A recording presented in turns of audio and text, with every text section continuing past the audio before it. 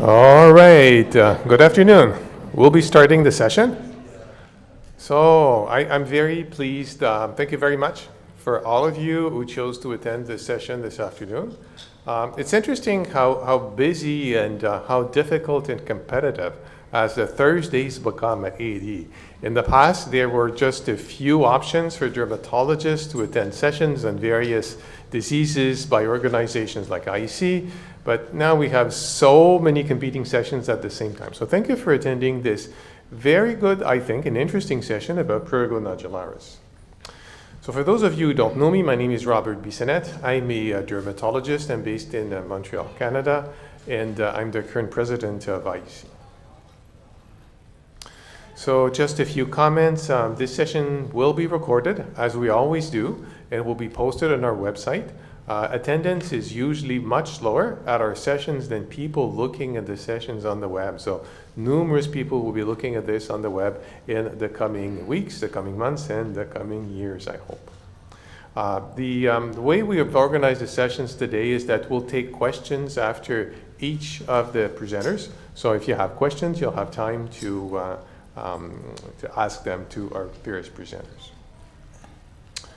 Good, so this one we'll skip. So for those of you who may not know IEC that well, IEC is a nonprofit organization that was founded in 2014 by Emma Getman and Amy Powler. It's a global organization. We focus on atopic dermatitis.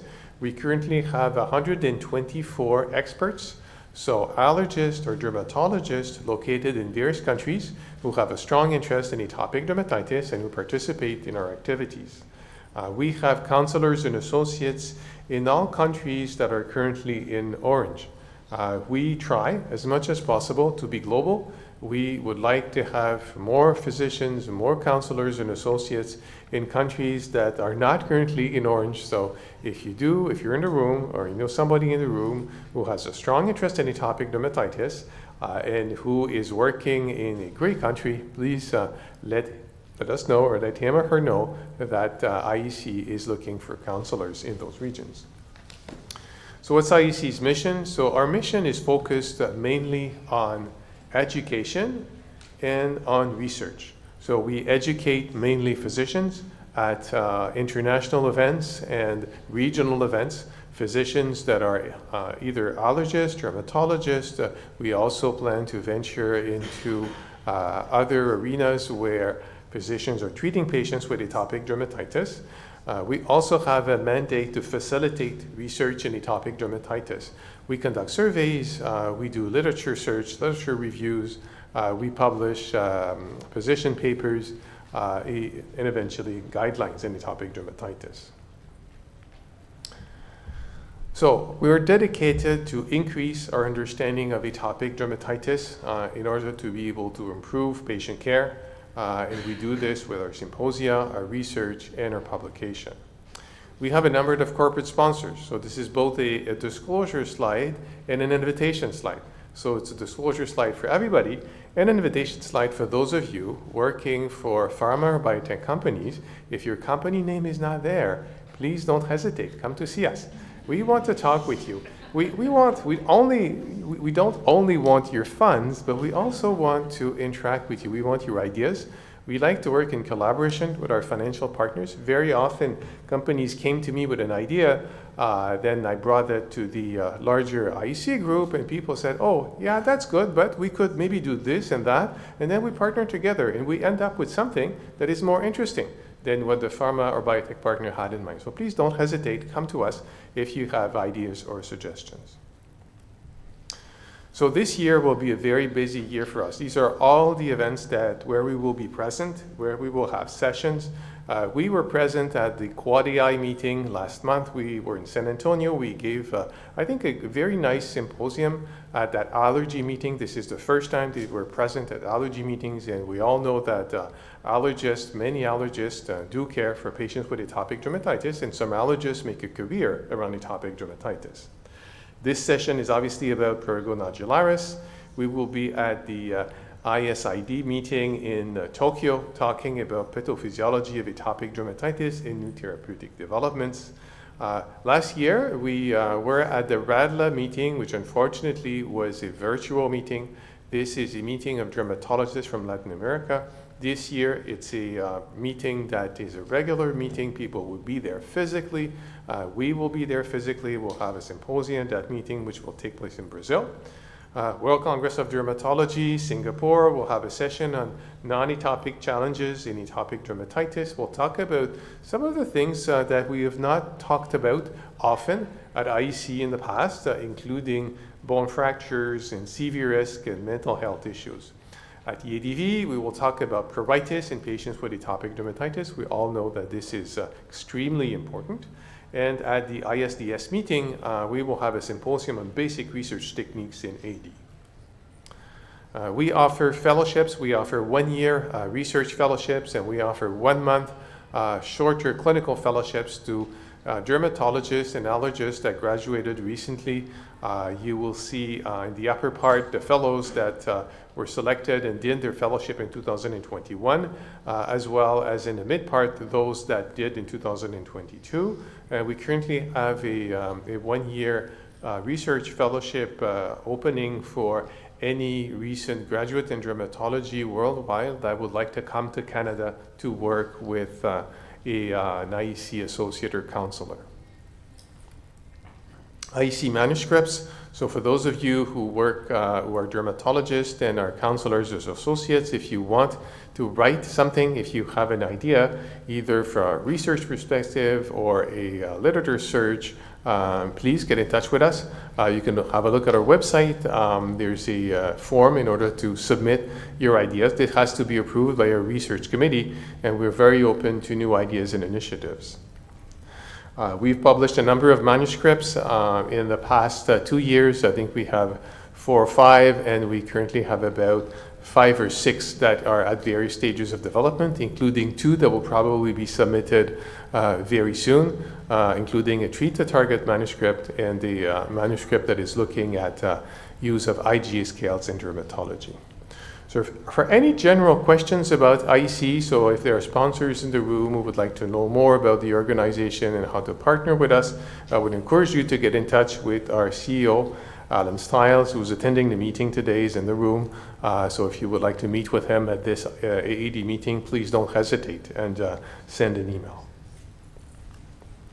Very good. So you're not here necessarily to hear about IEC, but you want to hear about Prurigo Nodularis. We have a very, very good program today. It's a real pleasure to have as a co-chair Dr. Standard, who is a world expert on pruritus and Prurigo Nodularis. Well, this is today's agenda. Dr. Metz will first talk about what is Prurigo Nodularis, what are we talking about. We'll have a talk about pathophysiology and potential therapeutic targets in PN by Dr. Quatra. Then we'll have a break. So if some of you start to be hungry, because with time change and everything, maybe you didn't have time to have lunch, we will have things to eat and things to drink. So wait until the break, but don't go away at the break. You can eat and drink. Then after break, we have a talk on emerging oral therapies for Prurigo Nodularis. It's very impressive to see how this field has evolved over the past 5 years with numerous therapies in development. And Dr. Josipovic will talk about oral therapies. Then there will be a talk on management of Prurigo Nodularis, including diagnosis and current therapy by Dr. Almaria. And finally, Dr. Standard will talk about emerging biologics for Prurigo Nodularis. Very good. So now I will introduce Dr. Standard. For those of you who may not know her, she's a professor of dermatology and neurodermatology at the University of Münster in Germany. She's head of a chronic pruritus center, the first global chronic pruritus center based in Europe. She leads the EADV task force for pruritus. She's also participating at national and European guidelines for chronic pruritus, and she dedicated herself to translational dermatology and pruritus research. She's a global leader in pruritus in Prurigo Nodularis. Dr. Standard.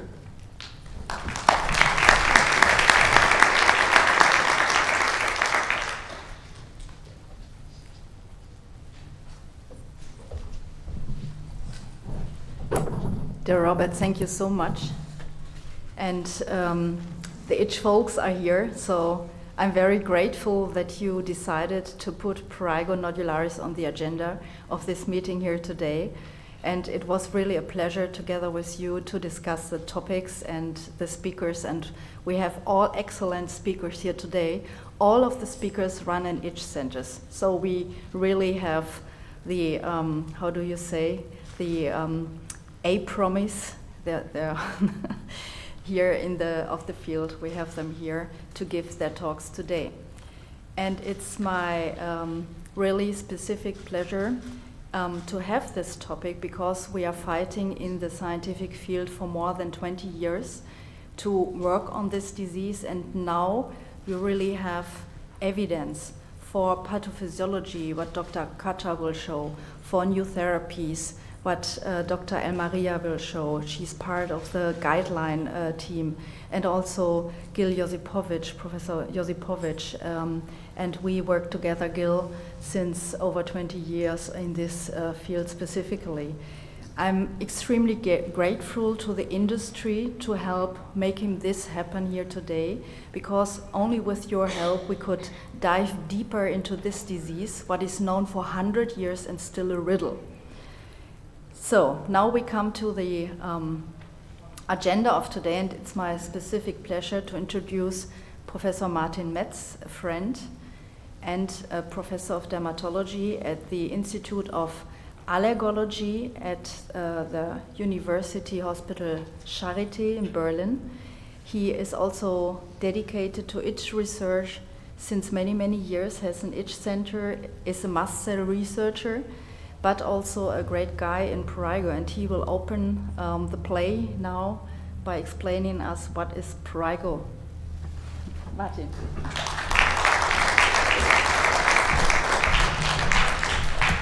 So thank you very, very much, Sonia. And oh, is this small?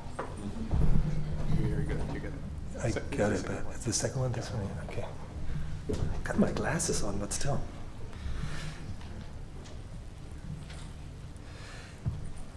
Yeah. So Sonia, wonderful. Thank you. Thank you so much for the introduction, but also thank you very much for the IEC for doing this and also for inviting me. It's really an honor to be here, and I think almost historical that Prurigo gets this stage. So fantastic that you came today to listen about Prurigo and what we have to say. This is my conflicts of interest, and this is my topic. What is Prurigo nodularis? And this is already interesting, isn't it? I mean, how many sessions will you see here at the AAD starting with what is atopic dermatitis or what is psoriasis? It's interesting.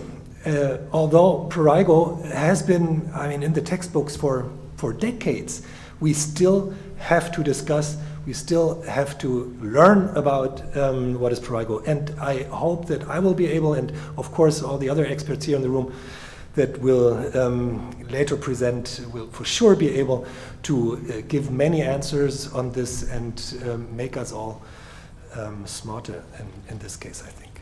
So let's start with clinical picture. And I could, ask you guys in the room for each and every single photo, what do you think, what disease is this?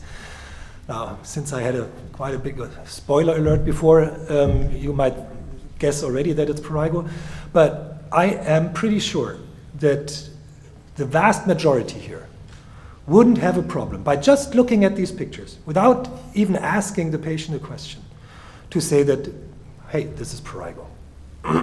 It's just typical in that you see that usually the area where the patients can't reach, where they can't scratch, there are no lesions.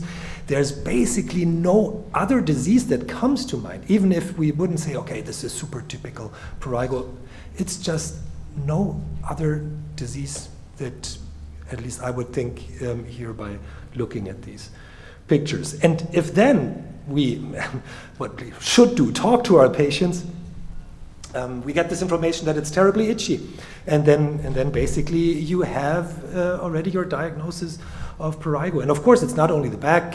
Here, some pictures from the leg. And actually, Sean and his team, they have investigated in a large number of patients where the lesions occur. And I think the photos I showed here are very fitting, as most of the patients have their lesions on the upper back and the lower leg, but also the arms. But more importantly, it's everywhere else as well. So it can be really from head to toe. Basically, it can be anywhere patients can reach with their hands to scratch the skin. Okay, so what I want to say here, it's, I would say, not really a difficult disease to diagnose, but we still are discussing problems around this disease. And why is this? And a few things that I want to bring up here, and I want to start with the first one. And I think this is really a crucial problem. There are so many names associated with prurigo. So wherever you are coming from which country, but even within one country, it can depend on from which hospital you got your training from. You have different names of prurigo. So the most common ones at the top, chronic prurigo, Prurigo nodularis. I will talk about this in a bit more detail. Then in Europe, we have classic historical term of prurigo simplex subacuta. In Japan, they usually divide between prurigo nodularis and prurigo chronica multiformis, something that is, at least in Europe, never used. Then we have actinica, bisni, ferox, hebra, metis, and probably many, many more. And really, it's hard to believe that these are different diseases, and I will show some data showing that we know also that it's not different diseases. But it is difficult, if these names are around, to believe that, okay, we're dealing with really one disease. Now, this was tremendous work by Sonia and Gil, who are both here in this room, and many others who were involved, but really Sonia pushing this strongly, the first guideline for this disease, and the report on this guideline. And this is really a milestone, and really defining the disease as its own entity, making sure that we're talking about one disease and one disease only, forgetting about all these other historical terms of the disease. But let's look at the title. It says chronic prurigo, including prurigo nodularis. So there is still a little bit of a confusion. And I want to go into a little bit more details here.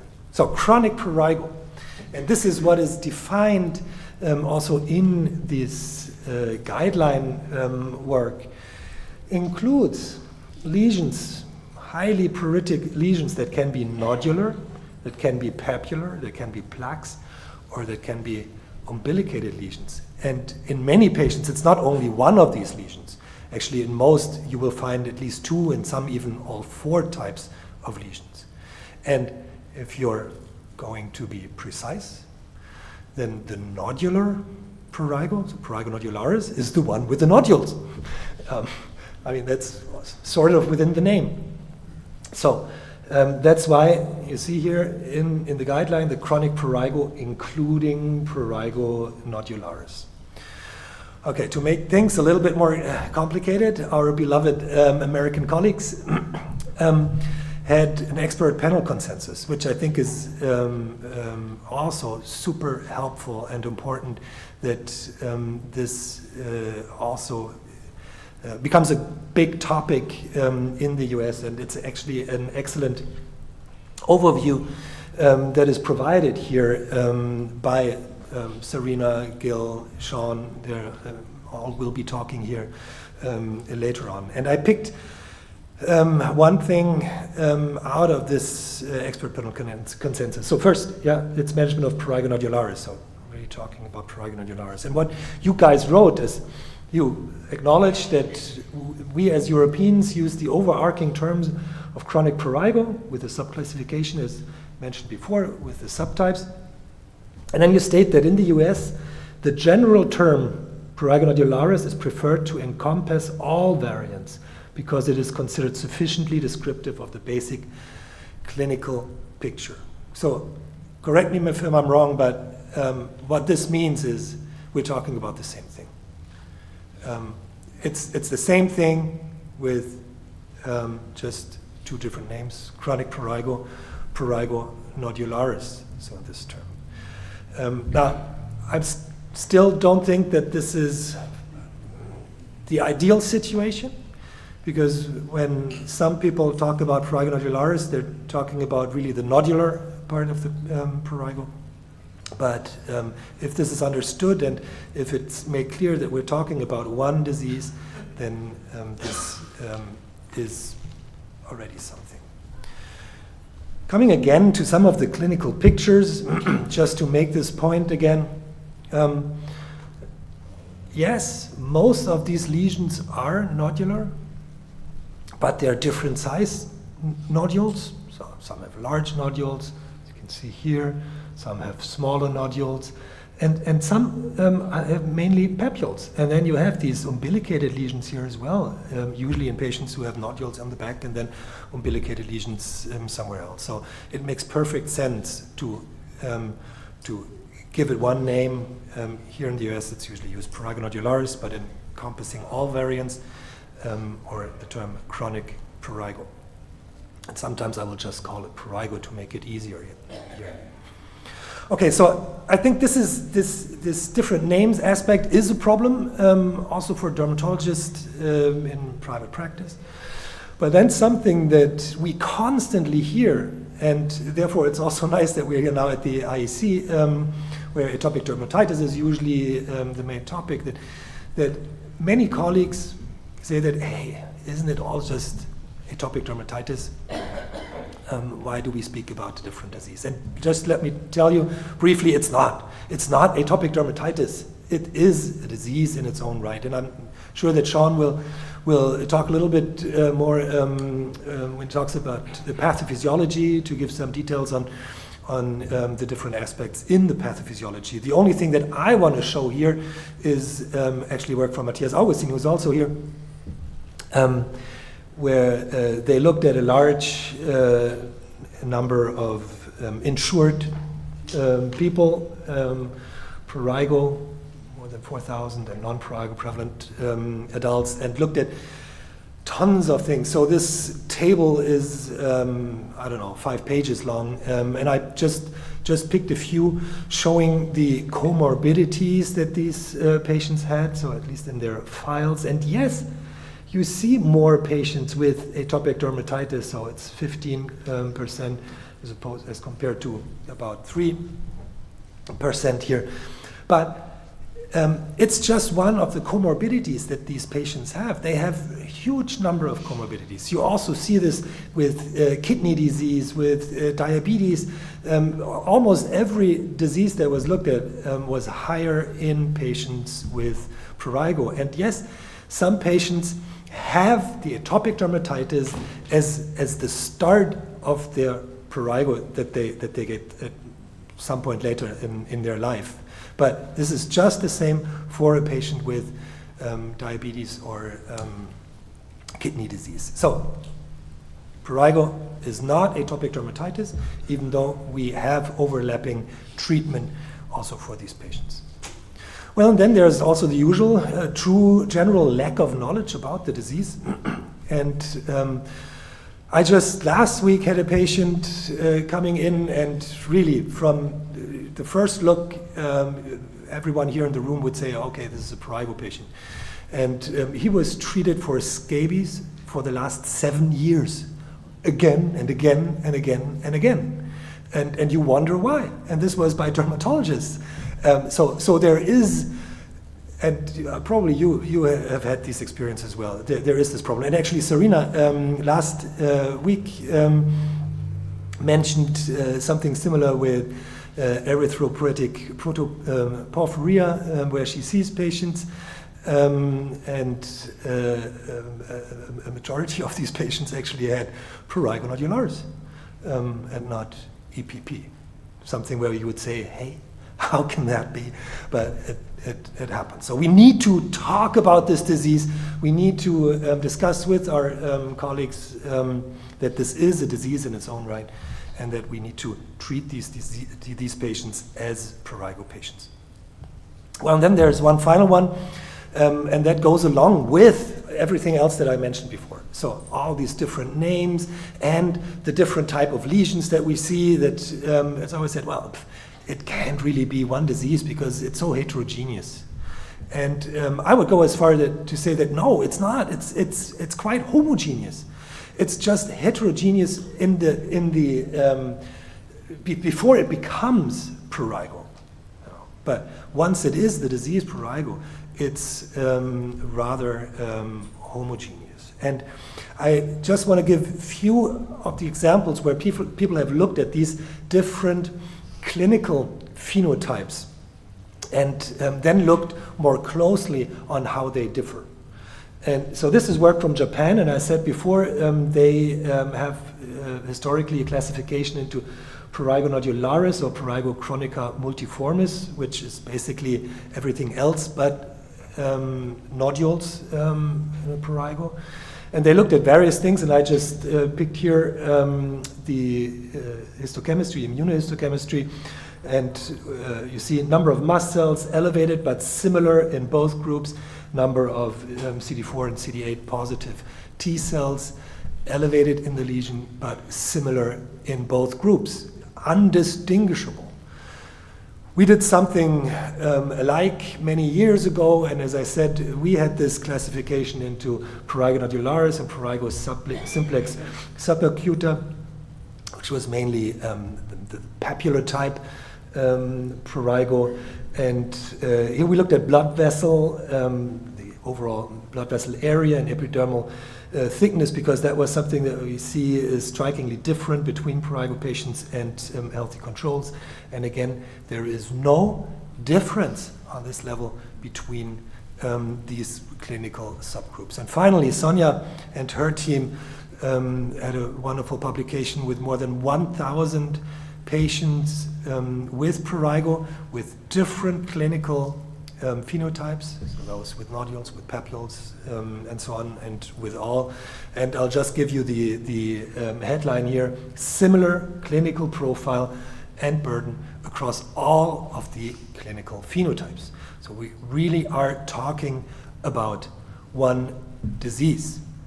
And it is a disease that is easily defined, and this has been done in the guideline, the diagnostic criteria, and this is, I would say, very straightforward and simple enough that it should be possible even for GPs to diagnose this. So chronic pruritus is a necessity here, history and or signs of repeated scratching and localized or more often generalized presence of multiple pruriginous lesions. So again, I would say pretty straightforward. Now, how does the disease chronic prurigo, that, as I said before, I see as a very homogeneous disease. I mean, of course, there will be heterogeneity when we go deeper, like in every disease, but as an overall disease, I do think that it's relatively homogeneous. But in the underlying etiology, as I said, it is heterogeneous. So there can be dermatological problems. There can be systemic, so kidney, liver, or other diseases, neurological problems, or more often actually multifactorial, sometimes even unknown origin, that leads to pruritus. This is at the start of it.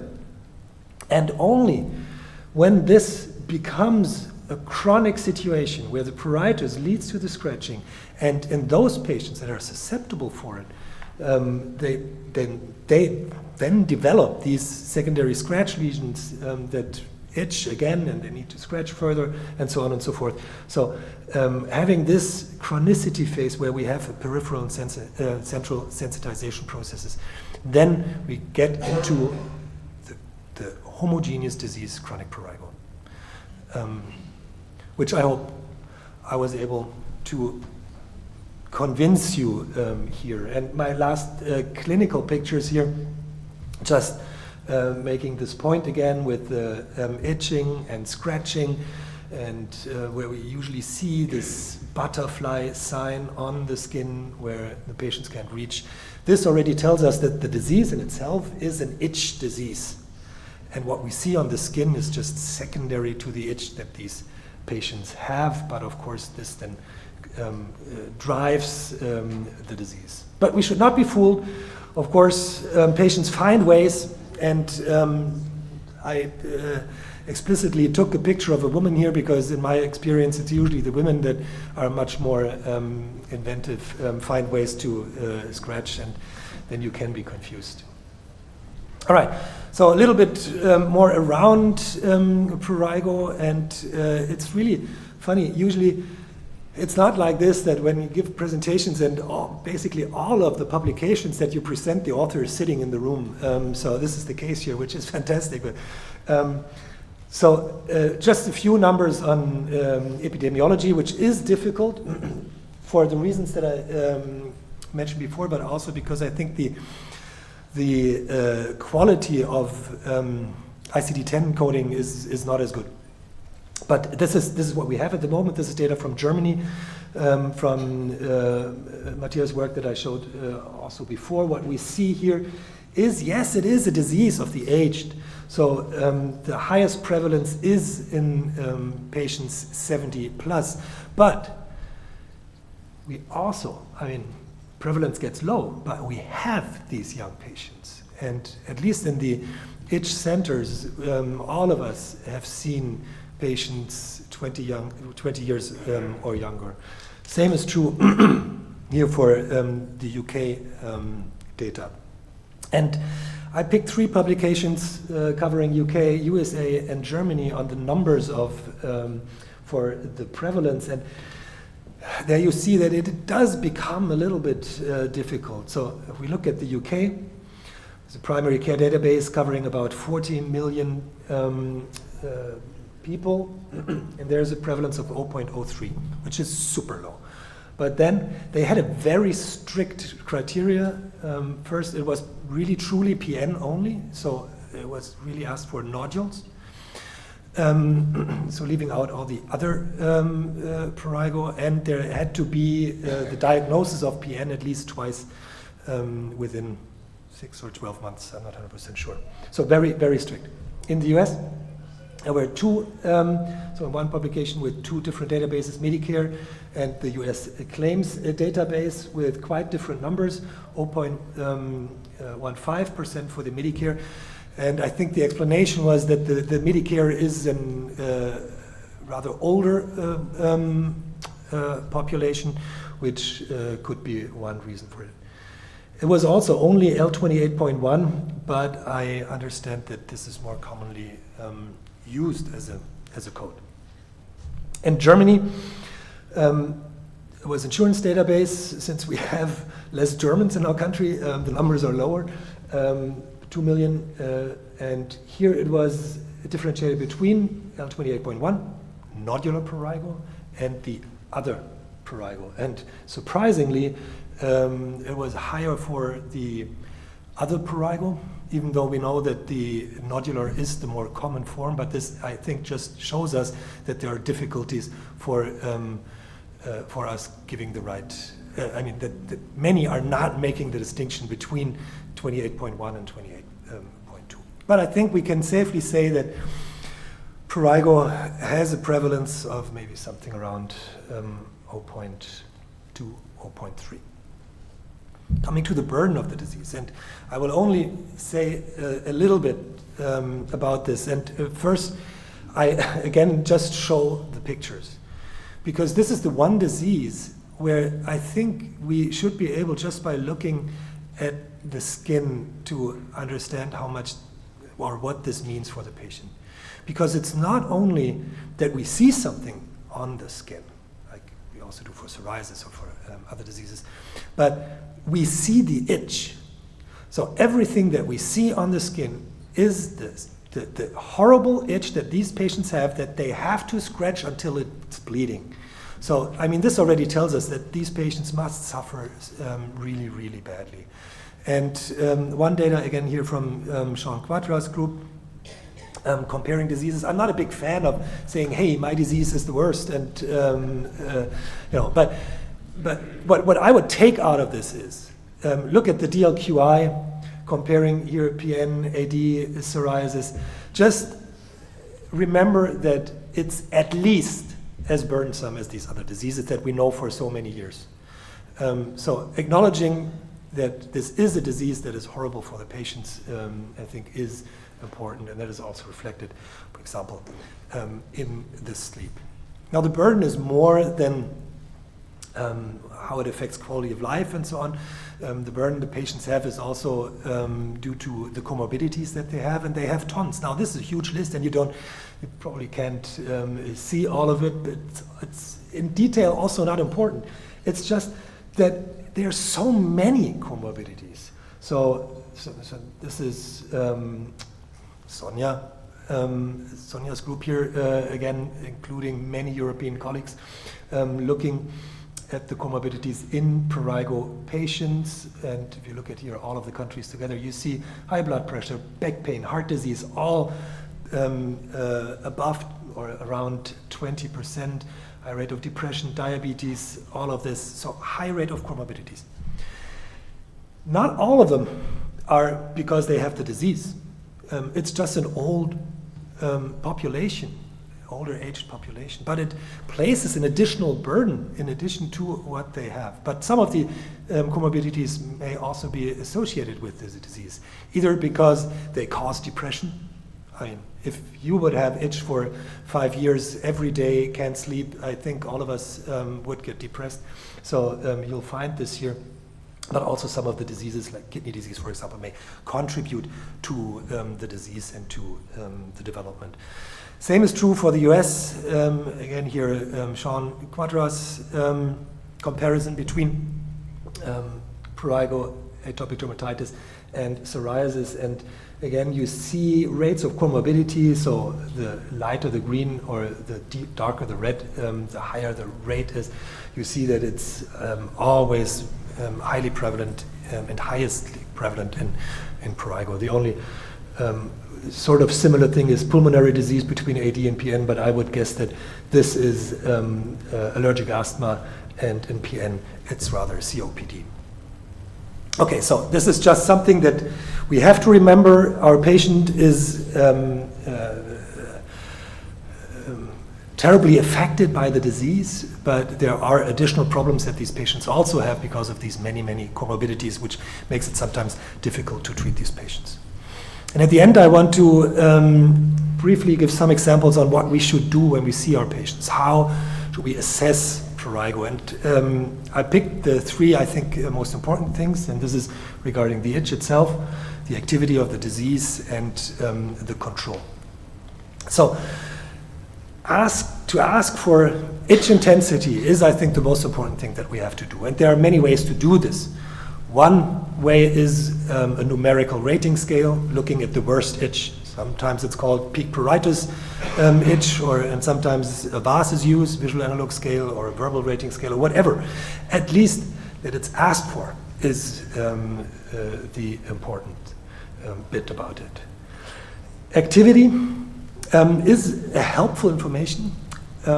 You will find this always in the clinical trials, and you will see this in the data that will be presented later today, but it's also useful in clinical practice. There are, again, different ways to look at this, but I find these two, IGA-S and IGA-A, developed from a team from Sonia, very helpful. And I will show you this. So IGA stage, in the end, just looks at the number of lesions. In this case, regardless of whether it's nodules or papules or whatever, so number of lesions, and it gets a score from 0 to 4, no lesions, to over 100 lesions. And you or the patient, they don't have to count here in the end. This is something that can be estimated. It's enough to count to 5.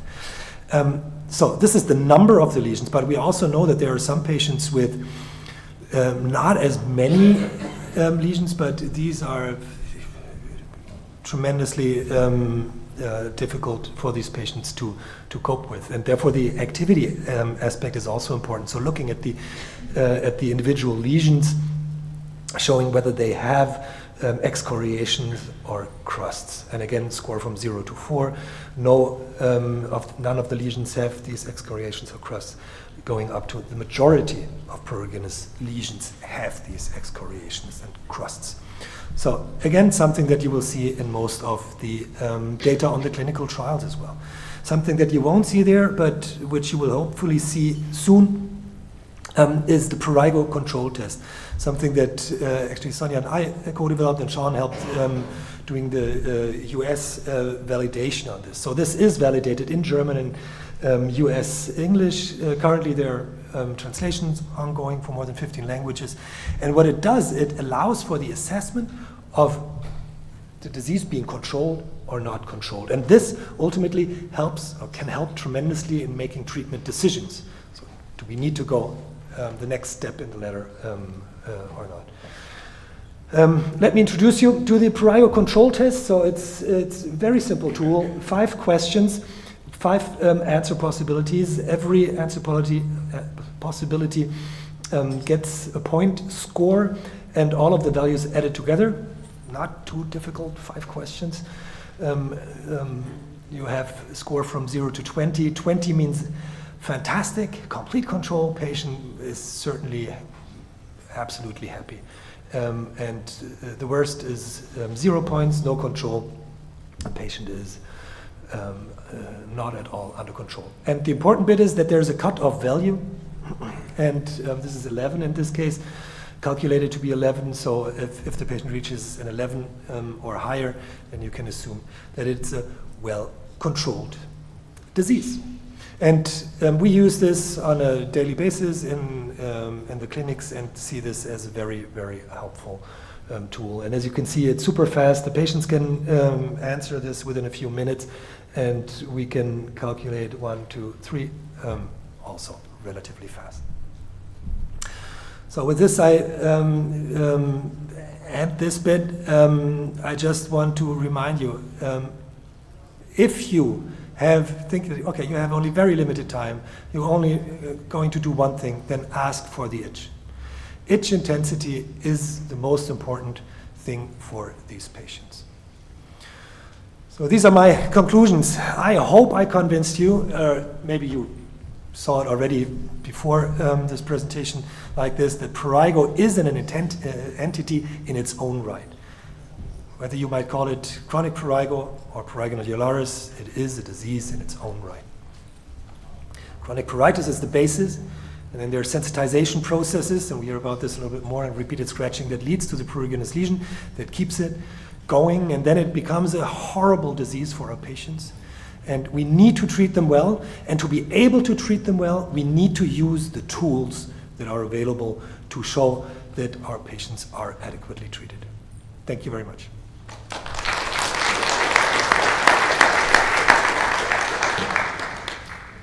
Martin, thanks a lot. That was fantastic. A broad overview, very comprehensive. If you have questions, please use the microphone. Otherwise, we start with the terminology, what is, I think, the most important one. Here's the first question. Yes. Yes, please. Thank you very much. It was a wonderful presentation. I'm Celeste Ferrer-Cornwell from Insight. I have 2 questions, if I may. One, you had mentioned about PN starting out being heterogeneous type of population, moving on to a more homogeneous population, if you will. Does the heterogeneous population, does that also include atopic dermatitis? And how does that play in terms of the evolution of becoming homogeneous as AD diminish and PN become takes over, if you will? How would you interpret that?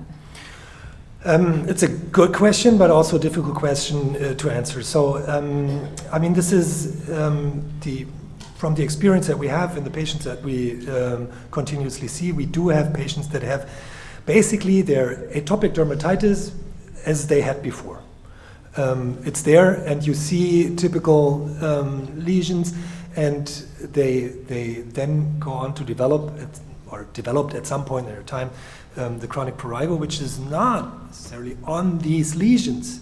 So it's not that it's localized, but it's just like any of the other prurigo lesions because the pruritus just became a chronic pruritus and a generalized chronic pruritus. So what I usually see is that it's just on top that the AD is like it was before, often on a more milder note, or we often have it that when we ask our patients, then they say, yes, as a child or as an adolescent, I had AD, and now we don't really see much of the AD anymore. But there are also few patients where the AD also flares up along with the prurigo. So, Okay, thank you very much. My second question is regarding the epidemiology. You showed a really nice slide with the different group populations from 18 and above. Is PN also found in patients, or I should say, people or children younger than 18 years of age? And if so, is it heterogeneous or is it more of a homogeneous population? So we don't have that much information because it's just rare. But we all have these patients, and my most striking patient that I saw for over a period of 3 years or so, when she came into our clinics, she was 13, and she was actually treated as atopic dermatitis before with, in the end, cyclosporin for 2 years before she came to see me. She had never at any time in her life any atopy, signs of atopy, no elevated IgE, no eczema, none whatsoever. We never knew what caused the pruritus to start out with, but it was certainly not atopic dermatitis. I guess it's more common in the kids when it appears in the kids that AD might be present, but this is a very prominent example that prurigo can develop in these very young children but without the AD background. But it's still a small population. It's a super small population. Okay, thank you very much. Yeah. Maybe based on these questions, a question on if you have a typical patient with PN, can you conclude on the underlying etiology by any signs? Well, that's what we thought, but we can't. I mean, we always thought, and this is, for example, the prurigo besni, which is considered to be the atopic dermatitis sort of AD, and this is what we in Germany usually call, or at least that was what Professor Sterry, my former head of the department, taught us, is the prurigo simplex subacuta, that these are the AD patients. But it turned out that it's not the case. So we can't really tell, okay, I will find AD in your history or atopy in you, and in you I will find neuropathic disease or something like this. I mean, of course, sometimes it works like that, but this is just chance, pure chance. So we don't have, just by looking at the patient, an indication of what they come from. And when you think about your patients, they respond different to treatments. Yeah. And based on that, do you there see a difference? Are these the atopics or non-atopics? Or is it? Yeah, I mean, this is the interesting bit that I think we will learn a lot more in the next years to come. But let's just look at dupilumab, and it has been used in prurigo as off-label treatment for quite some time, because we said that, okay, we just call it atopic dermatitis, and many did that, and therefore there are so many publications to it. And so the first, 100 patients or 50 that were published, it was prurigo with atopy. And so we thought that, okay, this must be the case. And then later on, we saw that it's not. It certainly is not. And I mean, we don't have, as of yet, the large data from the clinical trials, mainly because they have not fully been presented yet. But the data that we have seen so far indicate that there's no difference in the response to the effective treatments that we have seen, whether the patients are atopic or not, which is, I think, very important information. The switch for the fibrosis, you showed the heterogeneity of lesions. Some lesions seem to go into the fibrotic nodular phenotypes, but some remain umbilical or other phenotypes. Yeah. So is there any molecular switch or anything that... Yeah, so the interesting bit is that also with the papules or the umbilical types, they also have fibrosis. So you in the skin, when you look into the skin, you see fibrosis. But the question why one developed these huge nodules and the others don't, I can't answer. But I think it's just a genetic signature or susceptibility for these patients to either develop these or not. I mean, we also have heterogeneity in response to wounding.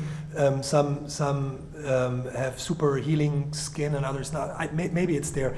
But the important bit is that when you look into the skin, you see the same features of fibrosis in the skin, also in these patients with umbilicated lesions.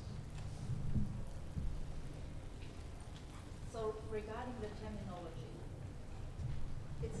now we have again two names, and Yeah.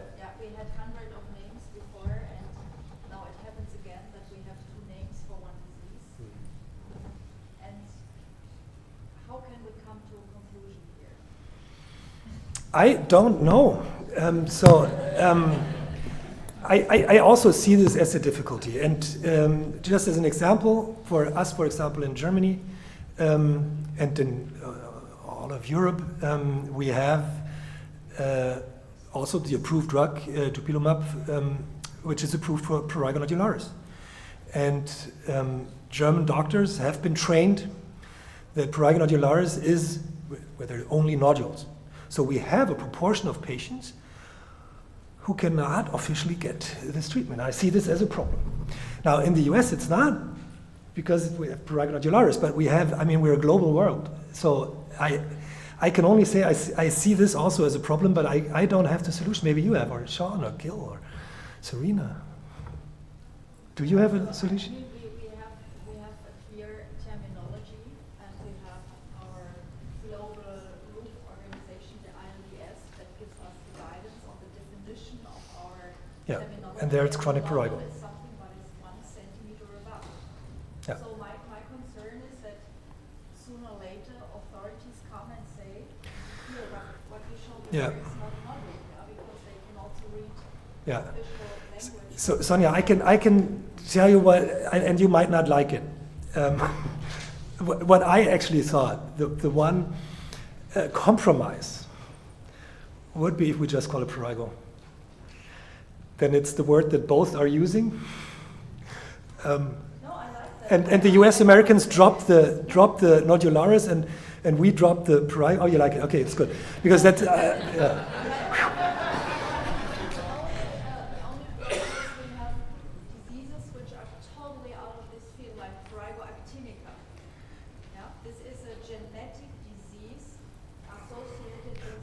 Yeah, I agree. But then we call it. But then we have to call it prurigo actinica.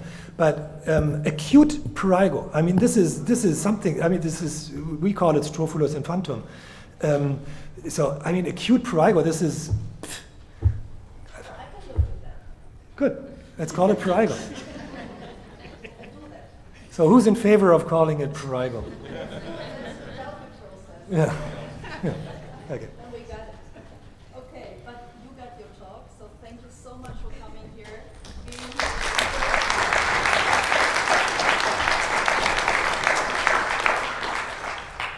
Mr. 100,000. Okay, so it's my great pleasure now to introduce Professor Sean Butler. He's from Johns Hopkins. University, has an itch center there, and he focused since some years on prurigo, changed the field by his many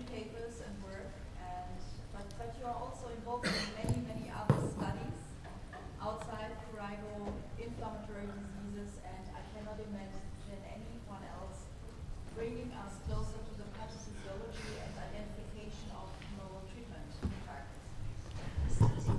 targets. Thank you, Sonia. All right, so it's a pleasure to be here to speak with you all today about the pathophysiology of Prurigo Nodularis. As we know, this field is emerging and changing very rapidly. These are my disclosures. So to start, there's a blank slide up there because I feel like there's a humongous elephant in this room. And the elephant's in this room because we're at the International Eczema Council and we're having a session about Prurigo Nodularis. So there's implications, right? There was a recent article a little while back about the atopic dermatitis disease spectrum, and they listed a few diseases that thought to fit in with this spectrum. So you can see a few things that, you know, kind of make sense. So chronic hand eczema, nummular eczema, follicular eczema. You know, you got me, I'm there with you. But then there's Prurigo Nodularis. So I was really having a hard time with this. I was like, you know, are there going to be a lot of folks that think it's the same disease? Like, you know, should I just address it up front or should I not talk about it? And I chose to get some counseling. And so I don't know how many of you are familiar with ChatGPT. I'm a millennial, so you know we keep moving fast with all this stuff. ChatGPT obviously taking the world by storm. AI. I didn't know who to ask. My wife wouldn't listen to me. She's a dermatologist. She will not talk about this stuff with me. So I went to ChatGPT, and you know it's very human-like. So it's very fun because you can talk and they have a conversation. It actually feels like an emotional bond. You know, maybe I'm a loser, but. So I asked the question. I said, so, you know, I'm giving a talk soon at the International Eczema Council. I'm supposed to talk about the pathophysiology of Prurigo Nodularis, but I'm pretty sure a lot of folks maybe think they're all the same disease. What do I do? And are they the same disease? And I don't know, right? Are they? So all of the data on the internet and artificial intelligence says no, so it's over. They're not the same disease. Although, you know, they may share some similar symptoms, distinct pathophysiological mechanisms, but then they went on and they said, you know, it's important to differentiate between the two conditions. And they also were very kind to me. They said, it's great that you are giving a talk at the International Eczema Council, and I would encourage you to emphasize distinct pathophysiological mechanisms of Prurigo Nodularis and atopic dermatitis, and that's what we're going to do.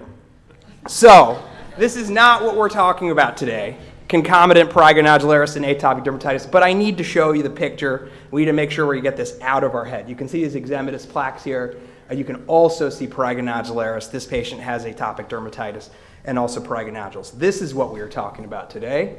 Patients who have these very distinct PN lesions versus classical atopic dermatitis. So this is an overview for our talk. We're going to give a broad snapshot of Prurigo Nodularis, go into skin biology, we'll be learning about the blood, and also some emerging endotypes. So this is a just basic diagram. You know, your itch, the sensation of itch, scratching, neuronal sensitization. We know all those things are occurring. We know there's inflammation, there's skin inflammation, there may be inflammation in the blood, but what's the distinctive feature of this disease? The fibrosis and the appearance of these nodules. And they can look different. You know, if you look at the pictures from Martin from Europe, they looked a lot different from the pictures from me in inner city Baltimore.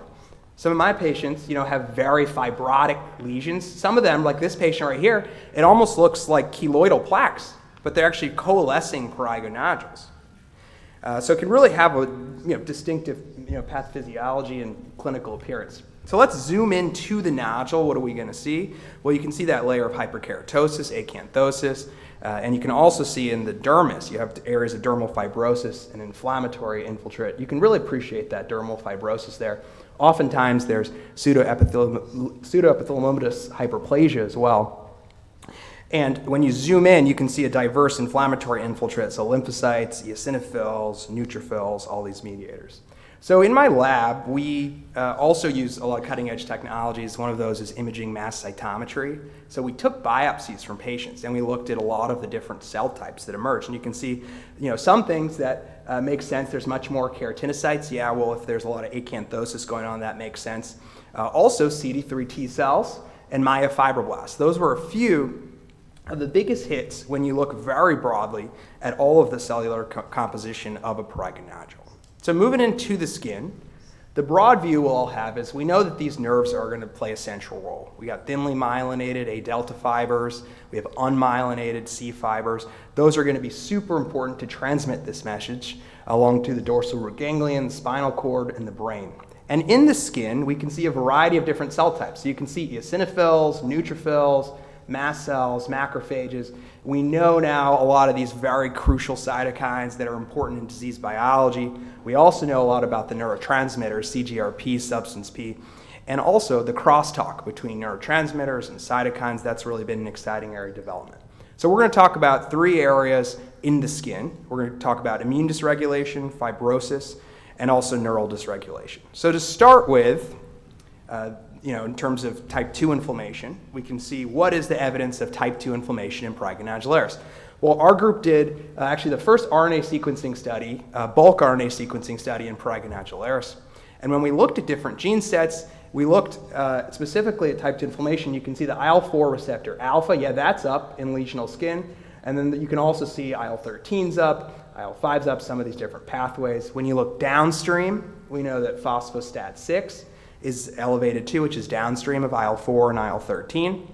And then we also very well know about the roles of these receptors on the nerve endings, both IL-4 receptor alpha-1 and IL-13 receptor alpha-1 as well in terms of the itch transmission pathway. There's another independent study that looked at the RNA sequencing this is bulk RNA sequencing of prurigo nodularis patients, and they again found a role for type 2 inflammation and for IL-4 and IL-13 signaling.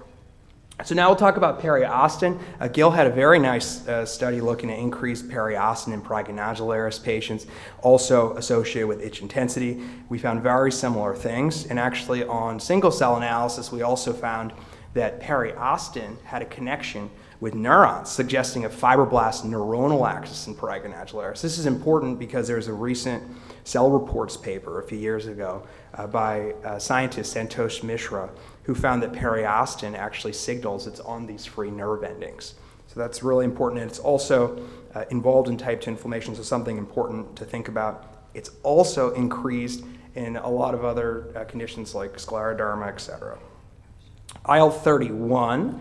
So let's look at IL-31. So there's increased IL-31 staining in the skin, IL-31 increased in the blood. And Gil also had a very nice study here looking at levels of IL-31, dermal IL-31, epidermal IL-31, that they're all increased.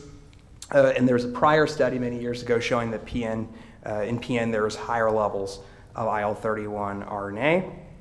And actually in our single-cell RNA sequencing study, one thing that's pretty interesting that we found was that there's CD4 tissue-resident memory T cells that are in these actually non-lesional skin, also in prurigo nodularis patients that are secreting IL-31.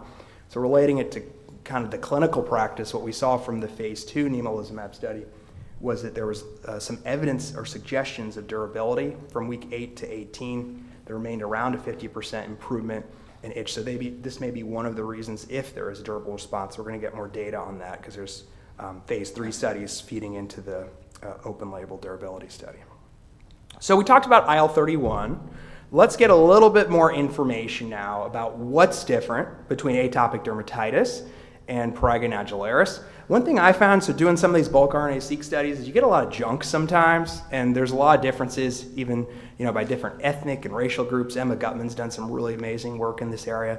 So one question we had was, okay, if we take out race as a confounding variable, and we also take out gender as a confounding variable, and we just look purely at PN versus atopic dermatitis, what are the things that emerge? Well, you can see here characteristic picture of prurigo nodularis and a characteristic picture of atopic dermatitis. And you can see just from the overall heat map that they do appear to have distinct profiles. When you look at some of the different mediators that are dysregulated, you can see roles for keratinization, cornified envelope. Well, that all makes sense. There's more hyperkeratosis in stratum corneum in those areas. There's also some roles for myelin sheaths, so suggesting some neuronal differences, TGF-beta, so fibrosis, all of that that all makes sense. IL-6, JAK, STAT3. IL-6 keeps seeming to pop up as one of the mediators also unique to prurigo nodularis. A little bit of interferon gamma as well. When you look at the heat map, though, there's something interesting here. So oncostatin M actually appears as unique in prurigo nodularis as compared to atopic dermatitis. And one of the reasons that's super interesting to me is because that drug, vixarelimab, which blocks oncostatin M receptor beta, actually first went through trials, an early trial in atopic dermatitis, and it was great at reducing itch, but it did not reduce areas of eczema. The EASI score, was not significantly different. So that's really interesting. The question is, oncostatin M and IL-31 both also have shared signaling domains. So they both have the same signaling area, IL-31RA and oncostatin M receptor beta. And so both vixarelimab and nemolizumab, targeting IL-31 receptor alpha, is going to reduce IL-31 here. But oncostatin M receptor beta inhibitor also hits this interaction between oncostatin M receptor beta and GP130. So we don't have, obviously, phase 3 data from nemolizumab, but from the phase 2 data, it did reduce areas of eczema. So the question I'm asking, and I'm not sure what the answer is why would oncostatin M receptor beta inhibition lead to an improvement in prurigo nodularis and their lesions, which I know Howard's here. He had a paper published recently that showed it improved the lesions of prurigo nodularis, but it doesn't improve the lesions of atopic dermatitis. And so one of the hypotheses is, could it be because IL-31 also has a role in type 2 inflammation? We know that Th2 cells, there's an interaction with IL-31. To my knowledge, I'm not aware of that interaction with oncostatin M. So Th2 cells can secrete IL-31. It also comes from other cells, fibroblasts, et cetera, et cetera. So that's one thing to keep in mind. Let's talk about other immune axes. So Th17 and Th22, it's interesting. If you do the RNA-seq, it looks like a lot of pathways are up. So how do you know if this is real? Is it an artifact? Is this something actually going on? When we did our RNA-seq, we definitely found that these pathways were both up. And then when you looked at some other studies, there's another study showing increased IL-17A levels from CD4 T cells as well. So we did single-cell RNA sequencing. And when we did the sequencing, we used a validated algorithm. So we took biopsies from patients, and we used a validated algorithm comparing those biopsies to atopic dermatitis and psoriasis. So the composite here was, from our data, that if you look at this map, atopic dermatitis, all of the cells, all of it on the single cell level is distinct, psoriasis is distinct, and prurigo nodularis are distinct. But it's not that simple. So when you looked at each individual case, we see heterogeneity. We see some types of prurigo nodularis that actually overlap with atopic dermatitis. Then we see some cases that are actually pretty far out. So a lot of times people tell me, well, show me what you're talking about. Okay, I'll show you right now. So these are the patients. So here's a gentleman, a 66-year-old Indian male. He has prurigo nodularis about a year and a half. He has a worst itch numeric rating scale of about a 9. He has between 20 and 100 nodules. That's the IgA3. Also has diabetes. That's a common comorbidity. Obesity. He had an MI before. He has no history of asthma, no history of atopic dermatitis, and no history of allergic rhinitis. So no history of atopy. When you look at the labs, oftentimes I'm looking at the autodifferential at the circulating blood eosinophils to see if they're high in the IgE. It's not perfect, but it's just a rough and dirty way to know, are there elements of type 2 inflammation that are going on. So both of those were pretty high. He tried previous treatments, and you can see where that patient's clustered here on this map, overlapping in that atopic dermatitis area, even though they don't have a history of atopy.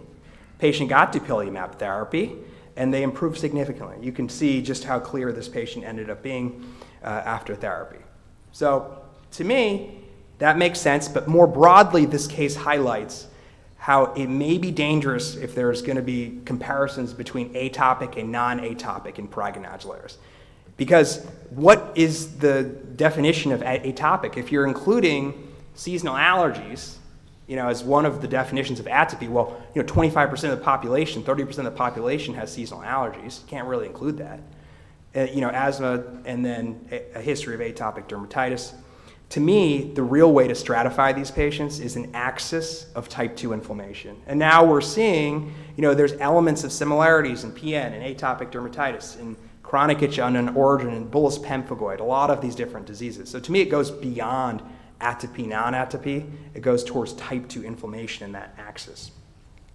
Let's look at a different case, because everybody always tells me, okay, well, show me a case of a patient who may have more IL-17. They're all like, I want to see it. So let's see it. 70-year-old Caucasian female. She has PN for 2 years. Her worst itch was 9 out of 10, so pretty itchy. And she just tried triamcinolone, gabapentin.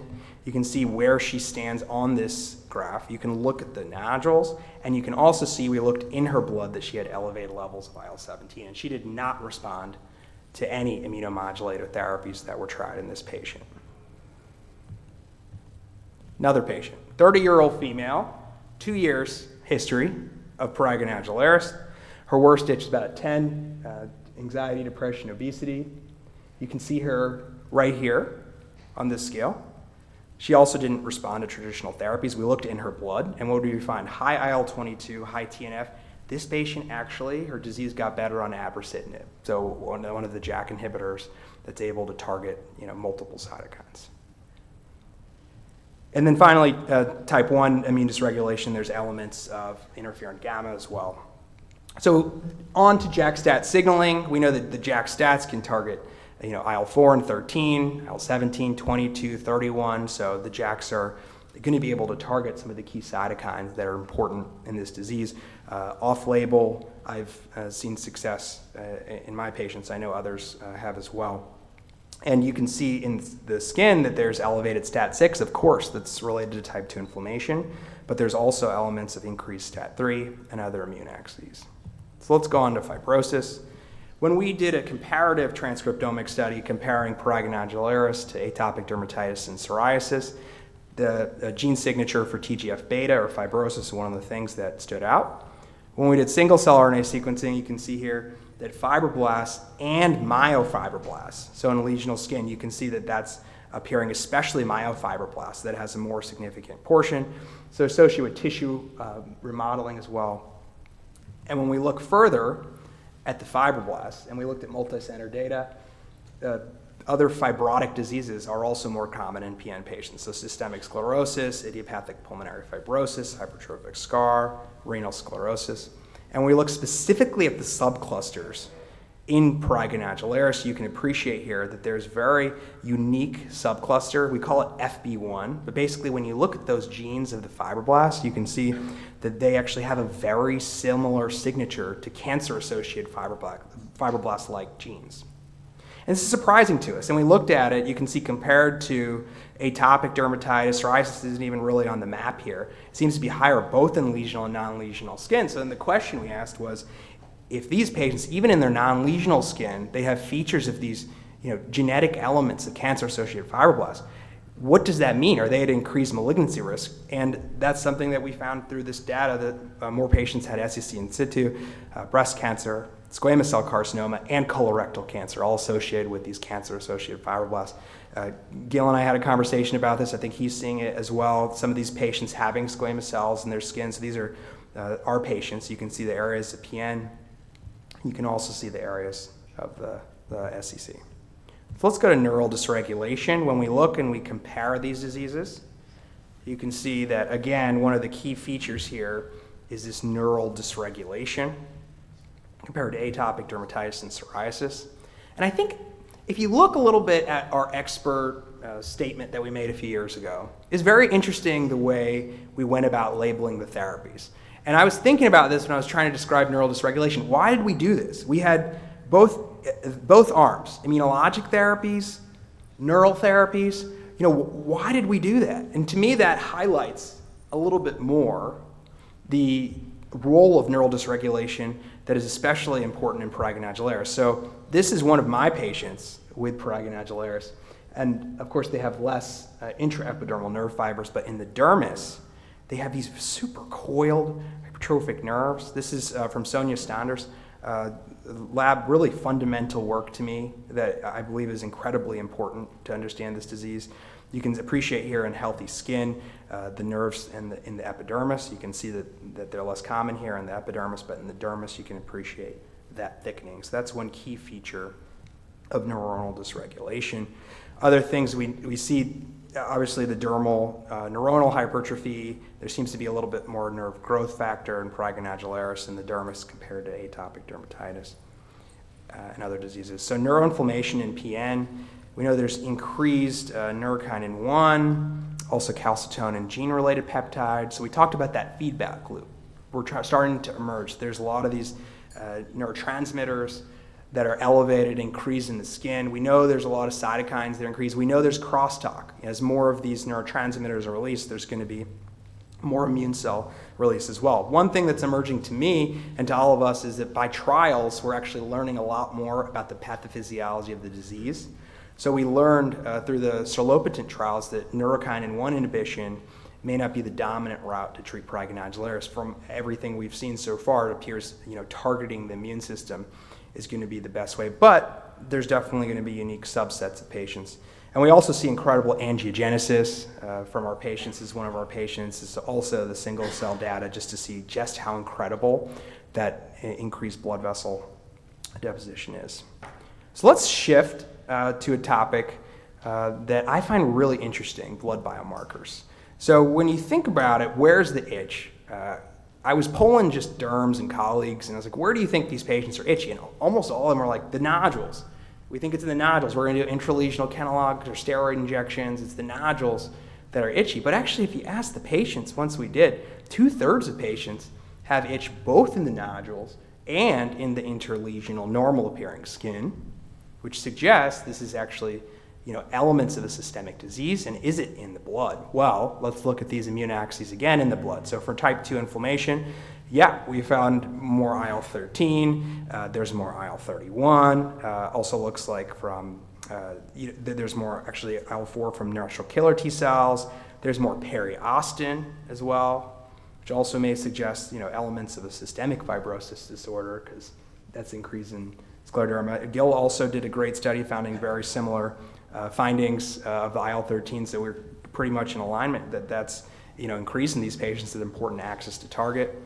But there's also some interesting things from natural killer T cells, look like a little bit more TNF. When we looked at our patients, you can see TNF here as well. That was increased in the blood from these patients. This is from plasma from these patients. You can see increased TNF. When we looked at the PBMCs from our patients, so our patients are mostly African-American PN patients that we did this from, you can see that there was increased IL-22 as well from these patients, from CD4, CD8 T cells, that we had a role for IL-22. And overall at the immune cell populations, when we looked at all of the cells that are circulating, you can see more gamma delta, natural killer T cells, also CD8 T cells, really suggesting that this is a systemic disease. And we saw this picture earlier about the comorbidities, that they're so common in PN. I mean, I've heard about comorbidities in psoriasis so often, but across the spectrum, prurigo nodularis seems to carry the day in terms of comorbidity burden. And the question here is, is it all something that happens prior to PN? Is it after you have PN that then you're more likely to develop these comorbidities? And when we looked, actually, after a diagnosis of PN, that's when patients are actually at an increased risk of atherosclerosis as well. So I think there's elements of both. The one thing we got to get out of people's minds is you have to find the comorbidity and just kind of treat that first. I find a lot of patients' care is delayed too long because they're trying to fix their diabetes or other things. We need to get patients on therapies that we know are working early, I think, also to potentially prevent further disease. So we know we have these circulating mediators. So we have roles for IL-4, 13, 22, 31 as well, CD4, CD8 T cells, gamma delta T cells, NK T cells, Well, how are these important? We know IL-22 is associated with diabetes. We know gamma delta T cells are associated with malignancy. And if these are all circulating, they're going to lead to skin inflammation, keratinocyte hyperplasia, the development of these nodules in PN. But the question is, could it also make you more at risk to develop these systemic disorders? So to me, I am now counseling patients totally differently. I say, people are always worried about therapies, this and that. But then I also say, there's also a price not to be treated. And I explain the inflammation and all these things. And once I explain that, I think patients are more willing to have early treatment. And honestly, I believe if you have this unchecked inflammation, it can lead to that long term. And when we looked at patients with kidney disease, that's what we found. But what was interesting is that in black PN patients, it seemed to be a little bit more pronounced. So that leads us to endotypes. And thoughts about endotypes, still an emerging area. But what do we know? What's going on? Well, let's look at the type 2 inflammation again. We took patients, looked at their blood, looked at the different cytokines. We found IL-13's up, periostin's up, even IgE's trending towards significance. But it's interesting if you look at these patients. So what we did is we did unsupervised clustering and to see what are the subgroups of these patients. And what we found was that there's one hyperinflammatory cluster of PN patients. And then the other cluster had less inflammation and less elevation of these type 2 inflammatory markers. And actually from a healthy control patient, this is after controlling for itch intensity and IgA and all that they had a similar blood profile as compared to healthy control patients. Well, what does that mean? So let's look at these patients. So this is directly from these patients, from this experiment, and what we found. So we're saying one cluster is high IL-13, one cluster maybe lower IL-13. Here you go. 52-year-old male, Asian male with Prurigo Nodularis. He has terrible itch, 10 out of 10. History of type 2 diabetes, that's a really common thread between these patients. Hypertension, rheumatoid arthritis, elevated eosinophils. You can see here this guy has 5.9% on his eosinophils. He was started on dupilumab, 600 milligrams, baseline obviously, and then the 300 every 2 weeks. And then you can see he had an excellent response. And then we looked at his blood. He actually had elevated IL-13 levels.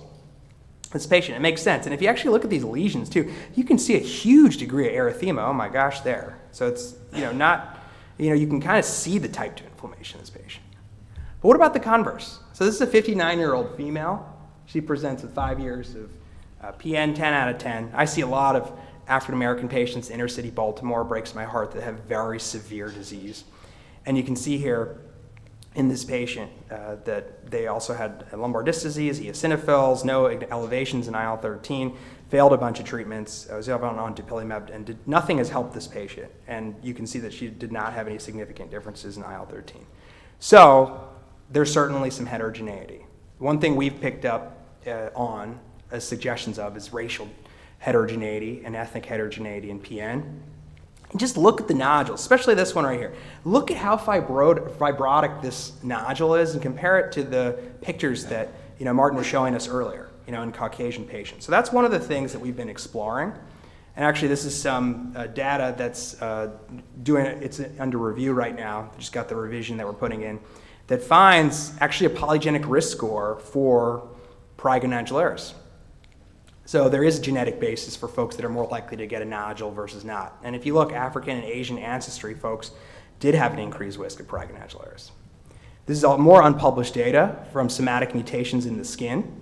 So we did whole exome sequencing from lesional and non-lesional skin. You look at African American patients versus Caucasian patients, you can appreciate there's different profiles here. When I actually talked to a geneticist, he said, are these different diseases? It was that crazy. And so in African American patients, when we look, there's an increased epithelial mesenchymal transition that's highly affected, which is related to fibrosis. And I really thank the Skin of Color Society for funding for this particular project, which they gave us funding to do.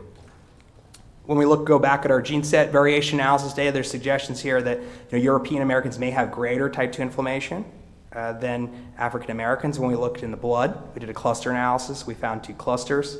One cluster here at the bottom had much broader immune involvement and tended to be more African American. But that's not the only endotype. So this is one of our papers that we recently published just a few days ago. And I talked earlier about how there's a polygenic risk score for Prurigo Nodularis. So there is a genetic basis. So really, in my mind, that's reoriented the view that we have of PN. In clinical trials, PN patients who have nodules but also have neuropathic disease are excluded. But in real life, we see patients who have spinal disc disease and they actually, have prurigo nodularis. So when we looked at our patients, this is actually from Olink proteomics in circulating blood. Again, we found two clusters like we found for the individual cytokines, and the hyperinflammatory and hypoinflammatory cluster, and the one that was a little bit less inflammatory.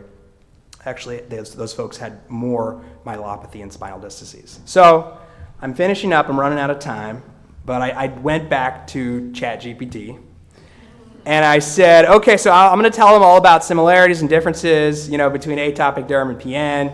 I hope it goes well. But do you have any great ways to summarize the key takeaways? I like to leave a few key takeaways. What can you take away?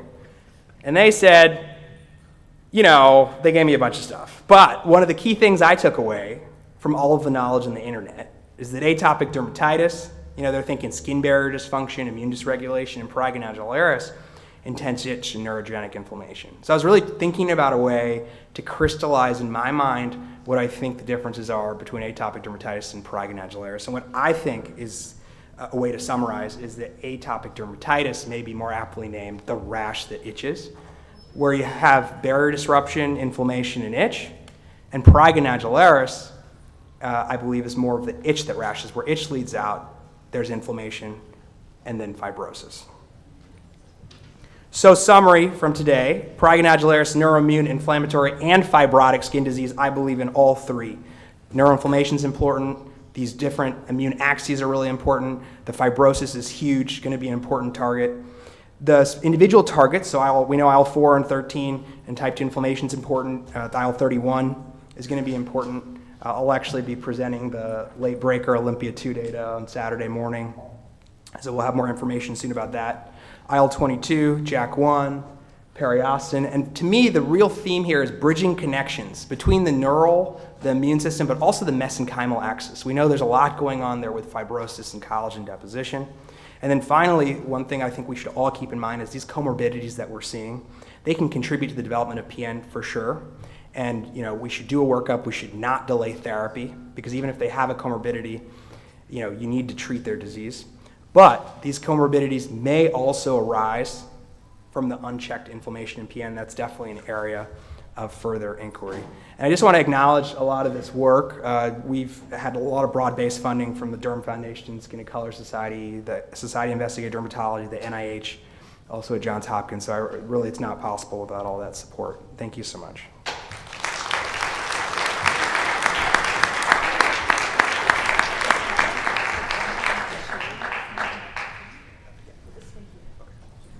So we will share the microphone because otherwise we are not well heard. So thank you so much, Sean. It was a brilliant overview on the pathophysiology and you did great work. Thank you so much for that. And did you ask ChatGPT about the name of prurigo? No, but we need to do that next. How about that? We agree that whatever ChatGPT said. No, I'm not going to agree to this. I'm going to see what it says first. All right. So, as usual, please stand up when you have your questions. So, the fibrosis is really the thing separating atopic dermatitis from prurigo. That's very clear, and I think your work is very important.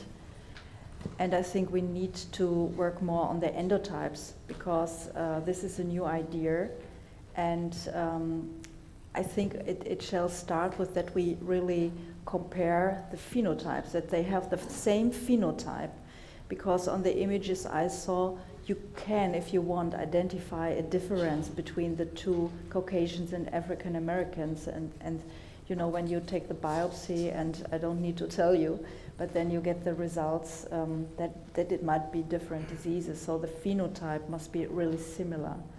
Yeah, one of the things, I think that's really important comment, and I think I was in a meeting earlier, and we were talking, and one of the things that came up was, how come a lot of people are itchy and they don't develop these prurigo nodules? And so now that we know there's also a genetic predisposition for developing those prurigo nodules, my view is not necessarily prurigo nodularis and atopic dermatitis, it's prurigo nodularis and chronic pruritus.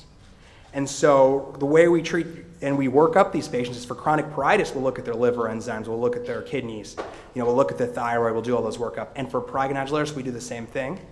And you have uremic patients who have prurigo nodularis, or they have itch without those nodules. And so to me, that's kind of reoriented it. In both of those situations where you have chronic itch, you can have components of neuropathic disease that's driving it, immune disease driving it, so it's kind of a new paradigm. And I agree, I think we need more work on this. One of the issues is that in the clinical trials, and for good reason, because we need to have a homogeneous population, we haven't been able to see that neuropathic PN population. So I think that we're going to get more information with registries and other data sorts.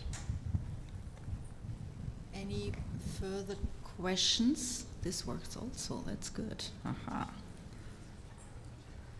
Robert.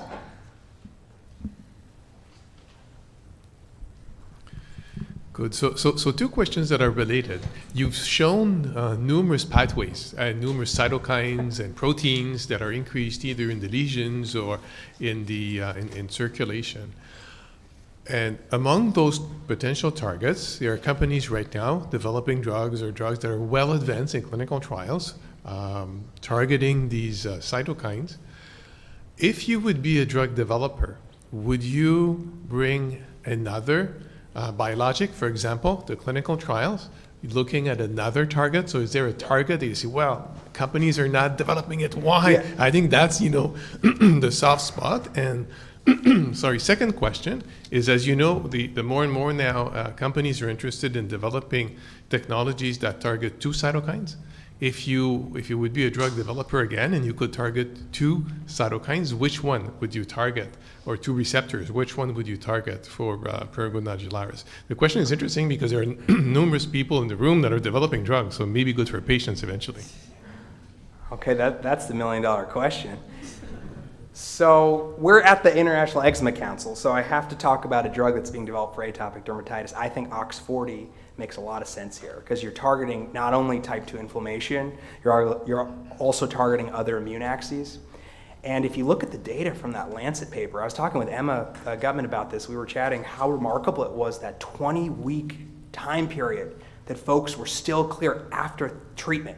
And so we have a lot of great biologics either approved or will be approved soon. And what do people want otherwise? Well, people come in and they're like, okay, so I have to keep the injection every few weeks? Like, is that what I have to keep doing? And then they'll do it because it's unbelievably changed their lives. But the promise of or potential of a therapy that can have longer lasting durability is really elusive and something I think important to patients. So OX40, the JAK stats obviously, slam dunk, but it's more of a commercial decision if they're going to develop it. Those are all big. What I think, I'm giving away all my secrets. Okay, but what I think is there's oftentimes several nodules that are left. And when from all of our single-cell RNA sequencing data, it really seems like the action here is on the fibroblast neuronal axis. So what I would do is I would try to take a fibroblast modulator. There's several kind of candidate drugs I've already identified, and formulate it into intralesional. And then that fits a huge need for patients, is being able to formulate an injectable fibroblast modulator. You can target periostin, you can target a lot of these other unique fibroblast populations, because a lot of times, no matter what therapy, it's really hard, right, Sonia, to be 100% clear. You oftentimes have some nodules remaining. Right, on the legs. Yeah, and wouldn't it be great if we didn't have to use steroids in there? We could use, some like directly targeted fibroblast inhibitor. Sean, following this up, do you think the current development has also the potential of disease modification? The interleukin, the biologics, small molecules, how do you see that? It's a great question. You're talking more about durability? Yeah. I think that's what we're all chasing. So to me, definitely like OX40 could have the potential for it. We need to get more data with the other therapies that are in development. Yeah, but in Prurigo, the phase 2 data for Nemo, the 10 weeks that was off therapy, was pretty promising. So at least from that durability study, we'll get more information about it. But I think that the action is shifting to these tissue-resident T memory cells. So we're also finding, there's a lot of other cytokines. So I was talking with John Harris, and we were talking about IL-15 and vitiligo. And so that's actually where the search is on too, is what is propagating, which cytokines are propagating these memory T cells. And I think if we find that, then you cure the disease here. Thanks, everyone.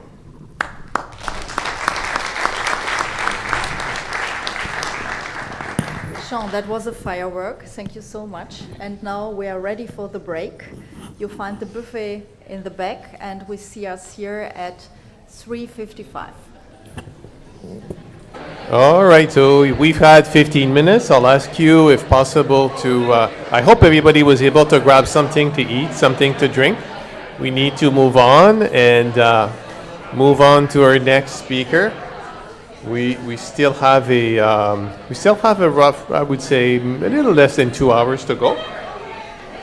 So I will give you another 15 seconds. So we already have about half the people who are sitting down, which is good. We're about 60%, which is better.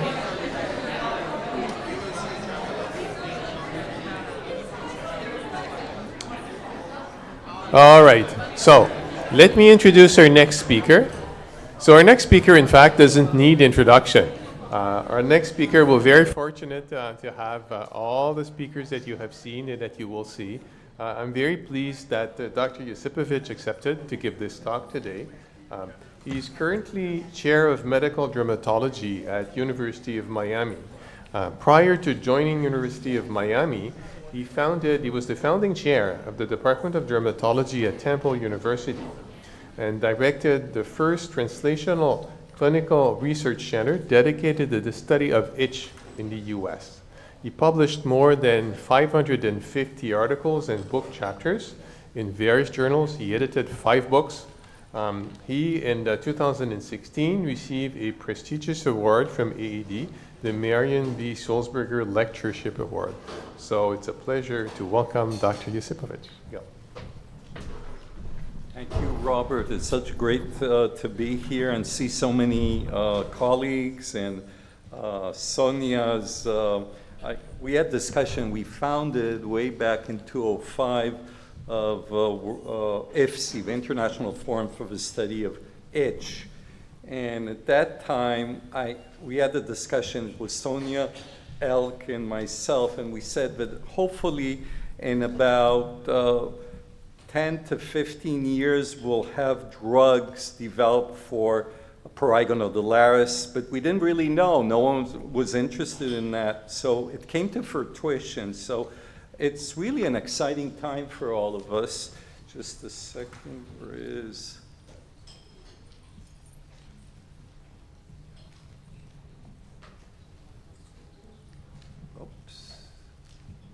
Okay, so now I think we can start. These are my disclosures, and clearly it was very beautifully described by Sean, the pathophysiology of PN, and I think that it's clear to you that there are 2 components here, both in inflammatory neuroimmune, and then there's a neurosensitization phenomena.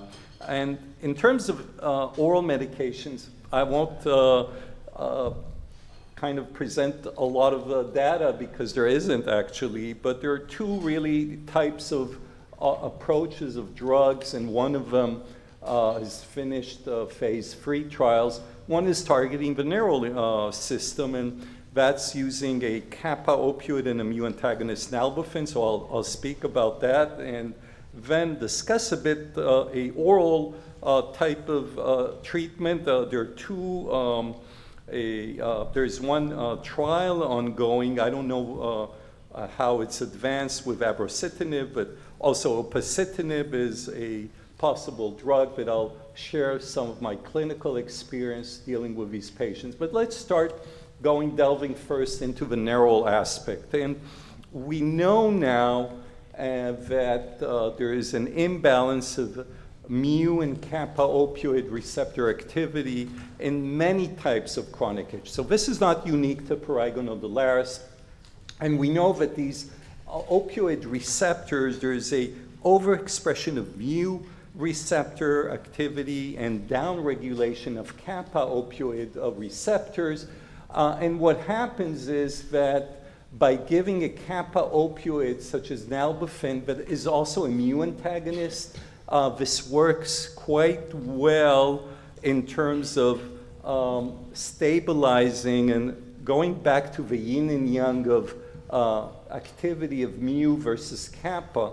And we and others have published the use of butorphanol. We were actually the first to publish butorphanol as a kappa opioid and a mu antagonist. And unfortunately, this is an inhaler, and dermatologists would not use an inhaler. But overall, I have to mention a very important aspect of these, because dermatologists are really scared of using opioids, and I can understand. Just to let you know, when I was using butorphanol, I started using it in 2003, and around 2007, DA folks came to my clinic stating that they wanted to know why a dermatologist is prescribing a controlled substance. By the way, this is not addictive. I have not seen any patient who became addicted to butorphanol because the kappa opioid doesn't have any addictive aspect. And in fact, nalbuphine, that is very similar to butorphanol, has been already tested, very low risk for abuse and addiction. And basically, the FDA even did not mandate during the study doing any kind of studies on potential of abuse or addiction. So clearly this is a historic misconcept about the role of opioids and kappa opioids in treatments of itch conditions. But let's discuss, this is the PRISM study, and Sonia Stender was the lead investigator on this study, and she presented it in the EADV. There is here a dose of oral nalbuphine of 160 milligrams twice a day versus placebo. It's a 16-week trial. The primary endpoint was a significant itch reduction that is considered meaningful, 4 points of worst itch NRS, and other key secondary endpoints were the effect on quality of life using the itchy qual and the number of PN skin lesions. And in terms of study population, you could see these are all the prurigo nodularis patients. We and others have shown before that the itch intensities usually are very high in PN.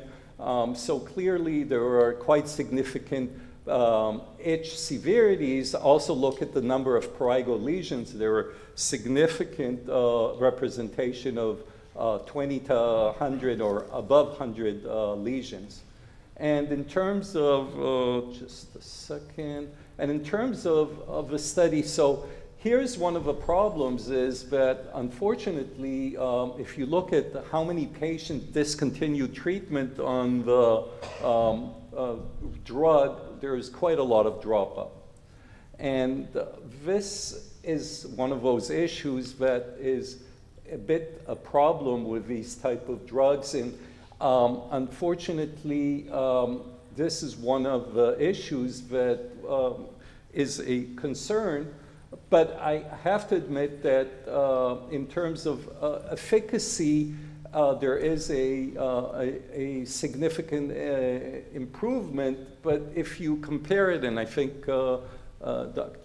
Stender, Sonia, and Dr. Elmira also will present some data on biologicals. This is not the same level of robust activity that drugs such as biologics could do. 24.7 had this significant itch reduction versus 14% in placebo. And again, over time, you could see that it took about 6 weeks to get some differentiation that is statistically significant. Again, I think that we have to be realistic in terms of targeting the neural factor because it doesn't seem to be strong enough as a biologic. And there has been also a improvement in the quality of life. But overall, I think that the main concern that I have, and I'm critical, is that there is some issues with the side effects, and again, drugs that work on the neural system, and we've used gabapentin for many years, and pregabalin and mirtazapine. There is a lot of significance of dizziness in these patients. There's also nausea. So it's not a drug that has it's an innocent bystander. On the other hand, these are the side effects were not that patients were ending up with severe adverse effect. No one had any, falls or anything of that sort. So to conclude, the PRISM study showed that it was a drug that is effective in a way for Prurigo Nodularis. The greater improvement was noted in quality of life of 6 to 10 and 14 weeks. And overall, it is consistent with the safety profile we know about nalbuphine. And the main issue is really is how our patients will respond to this treatment if it would be in the US market or any market. But what I would mention that nowadays there is actually a drug already in the US market, but it's an IV. It's, I think, also approved, or is supposed to be approved soon in Europe. This is a kappa opioid, difelkefalin.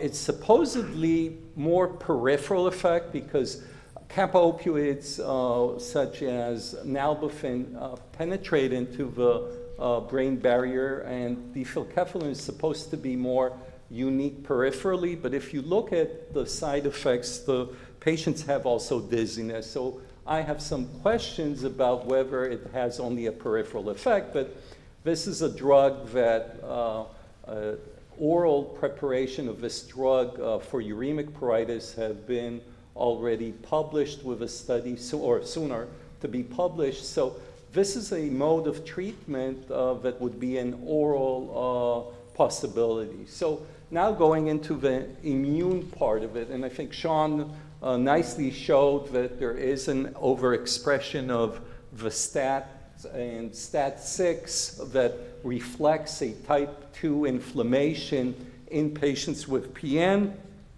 And I just will present to you something that recently we've published in dermatitis. I think this is a mistake, but anyway, this was a patient that had severe PN with asthma. So it's a classical patient for dupilumab with an NRS 10 out of 10. She started on dupilumab, but there was really limited effect, except that it really helped her asthma, which is great. We've tried also all the other topicals that we could use, including roflumilast and prednisone with limited effect.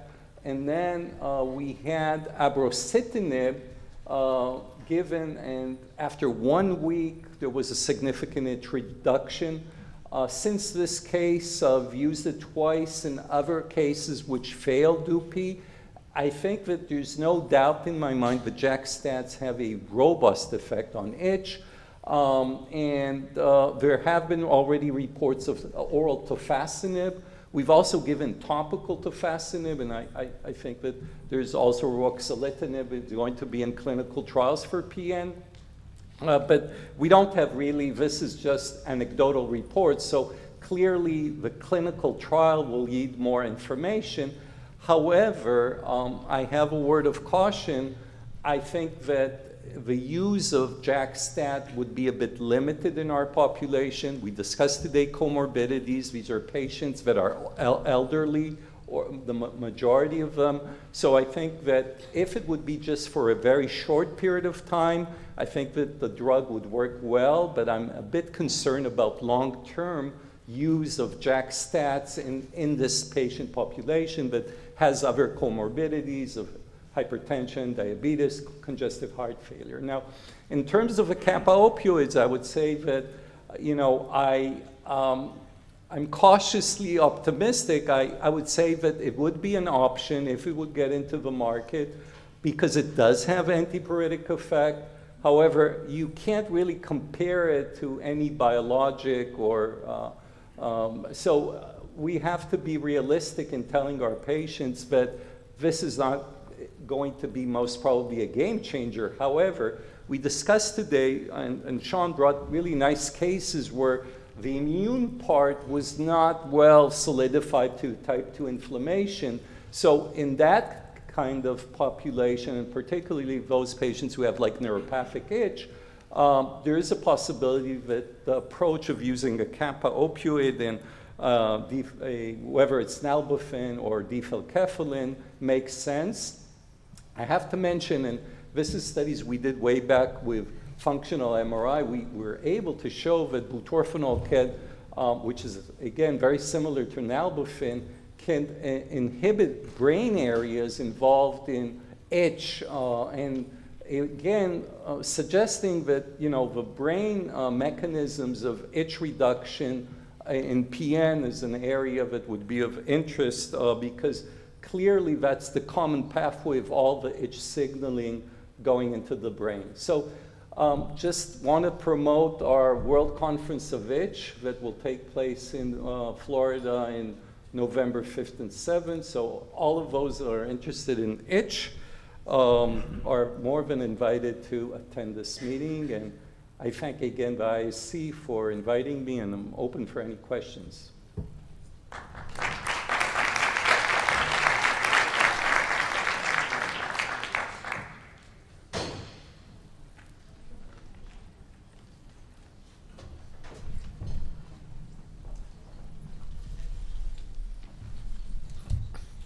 Good. So any questions for Dr. Josipovic? So I do have one. So the data you presented, you showed definite efficacy, but not biologic type of efficacy. And you also mentioned that the non-completer rate was very high. So do you believe that lower efficacy is due to the fact that the drug is not well tolerated, so patients will quit the study early, and that a drug like difelkefalin could have a higher efficacy if it's would be better tolerated, or it's really the mechanism that is not what you're looking for? Yeah, I think that your point is well taken. I personally do not think actually that difelkefalin has, but that's my kind of understanding, is that it does have actually a similar safety profile in terms of the dizziness. So it could be that the PN patients, remember, they may have more comorbidities, and that's one of the issues. But when you look at the biologics, the rate of dropout was so minimal. So I'm kind of cautious, and I wish we would have better results, but I don't see that as, honestly, I can't tell you that this is a breakthrough in terms of treatment. Dr. Stanton? Sonia, do you, maybe you disagree? You're No, the primary... I don't disagree. I think you made a great presentation, and maybe you had the hardest job today, because these treatments, they seem to work. But my question to you is, let's assume they are approved, so where do you see them in the guideline? Yeah, excellent. So I think I tried to allude to it, but there are patients who have like neuropathic itch, or patient which the neural sensitization phenomena, I mean, I'm not going to start doing any blood tests for each one and doing, I mean, it's not realistic, but there are patients that most probably do not have a significant type 2 inflammation driving their PN, and especially those who don't have so much inflammatory conditions. And I do believe that this is where I would put these drugs on, but time will say. I've been a big proponent. I mean, I was the one who started all this kappa opioids in more than 20 years ago. And I still think that at this stage, butorphanol and whether it would be nalbuphine or difelkefalin are the most potent neural inhibitors. However, unfortunately, they're not strong enough like the biologics. So that's the reality. I wish there'll be better treatments. I didn't go into, GABAergic drugs are not impressive at the moment with PN. I've been using them a lot, but one of the issues is that they have more even side effects than kappa opioids. They do more dizziness, I think, and basically in this population, you have to go up on very high doses to achieve a good efficacy. However, there are development, they're still too early, of specific GABAergic receptor antagonists that are devoid of their dizziness or sleepiness. So if they would be effective, that could be a major breakthrough, but maybe in 5 years we'll have data to present on oral medications. But Serena. Well, I didn't want to come up here and leave, but that was actually my question for you, which is, whether you felt, given the tolerability issues with kappa opioids, if you felt that gabapentinoids, or even, quite frankly, tricyclic antidepressants, would be a better agent to employ. And the reason I ask this is because, I do think much of the data lean towards suggesting this widespread neurostimulatory role, even to the metabolic and type 2 immune dysregulation. And so I'm curious where you think, whether it's gabapentinoids, kappa opioids, mu antagonists, where those will play. So you've answered some of that, but can you ever envision a role in that being part of like a disease modifying, procedure? That's a very good question. I'll tell you where, there was a drug that was toxic to the nerve, and it had amazing results, thalidomide. Thalidomide, yeah. So thalidomide has also a bit type 2 inflammatory inhibition. But honestly, before the era of Dupi, that was my go-to for the intractable patient. And sometimes even just a dose of 1 week, patients came like they were healed, and they had still the nodular lesion, they had inflammation, but they had almost no itch. And we can't give it in Germany. I know my German colleagues get apprehended when I mention that. But you agree with me, when we had it, that was our go-to drug, and it worked really kind of damaging the nerve transmission significantly. So if we have a safe damaging nerve, we don't have it yet, that would be an amazing option. I just don't see anything in the market yet that is, or in development. As I mentioned, the GABA-R alpha inhibitor is still too early preliminary, so I don't know where we're standing with that, but the concept is out there. Mm-hmm. Yeah. Well, another question in a different direction. You've alluded to JAK inhibitors that could work, but given the patient population, there might be some safety issues. Do you think that a low-dose JAK inhibitor would be interesting to test in this patient population?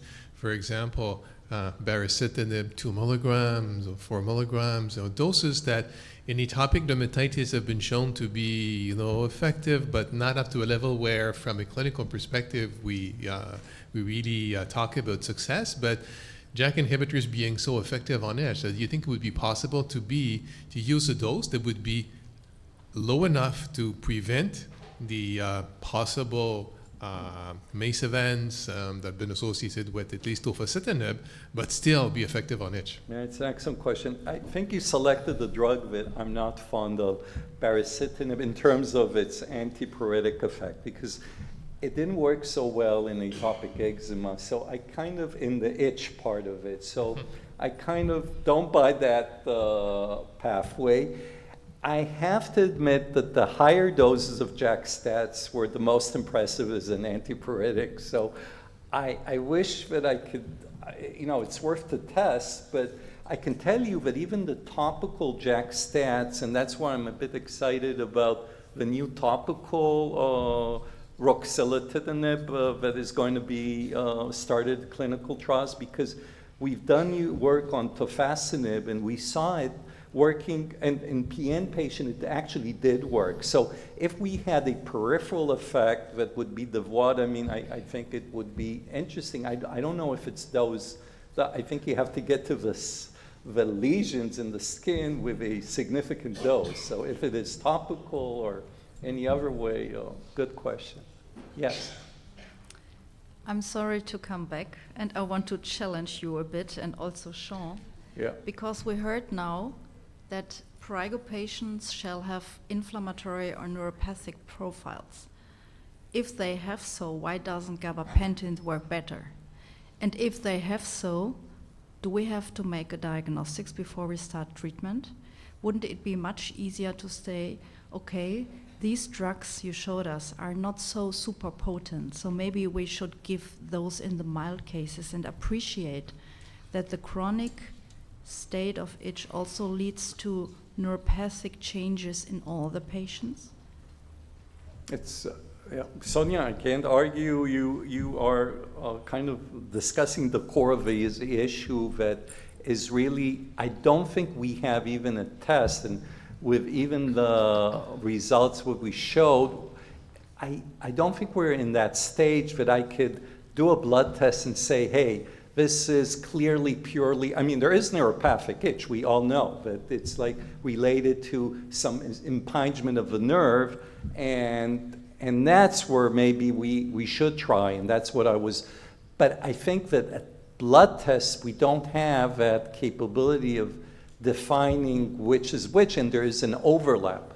I clearly see that there's neural damage in Prurigo Nodularis that could be suggestive that there is neuropathy, but I don't see it as, I think it's neural damage. It doesn't mean that it's pure neuropathy. The ones that you're referring, I would also try these type of drugs, would be the drugs that are like, you know, classical, spinal BRP that developed, and all of us have these cases, a classical BRP with prurigo nodules. So that would be a case where GABAergic drugs usually work, and nalbuphine or difelkefalin would do very well too. Is that answering? Yeah, absolutely. Sean? He left. Okay, no problem. Do you have any questions? Sean, she raised the point. No Never problem. mind. Have your coffee. Okay. No more questions? Then we'll move on.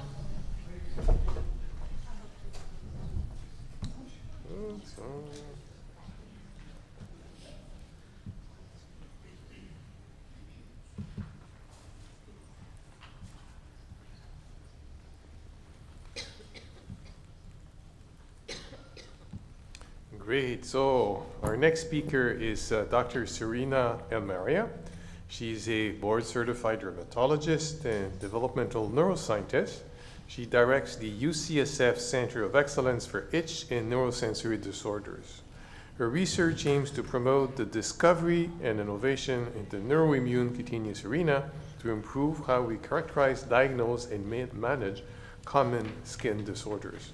And she will talk about management of PN.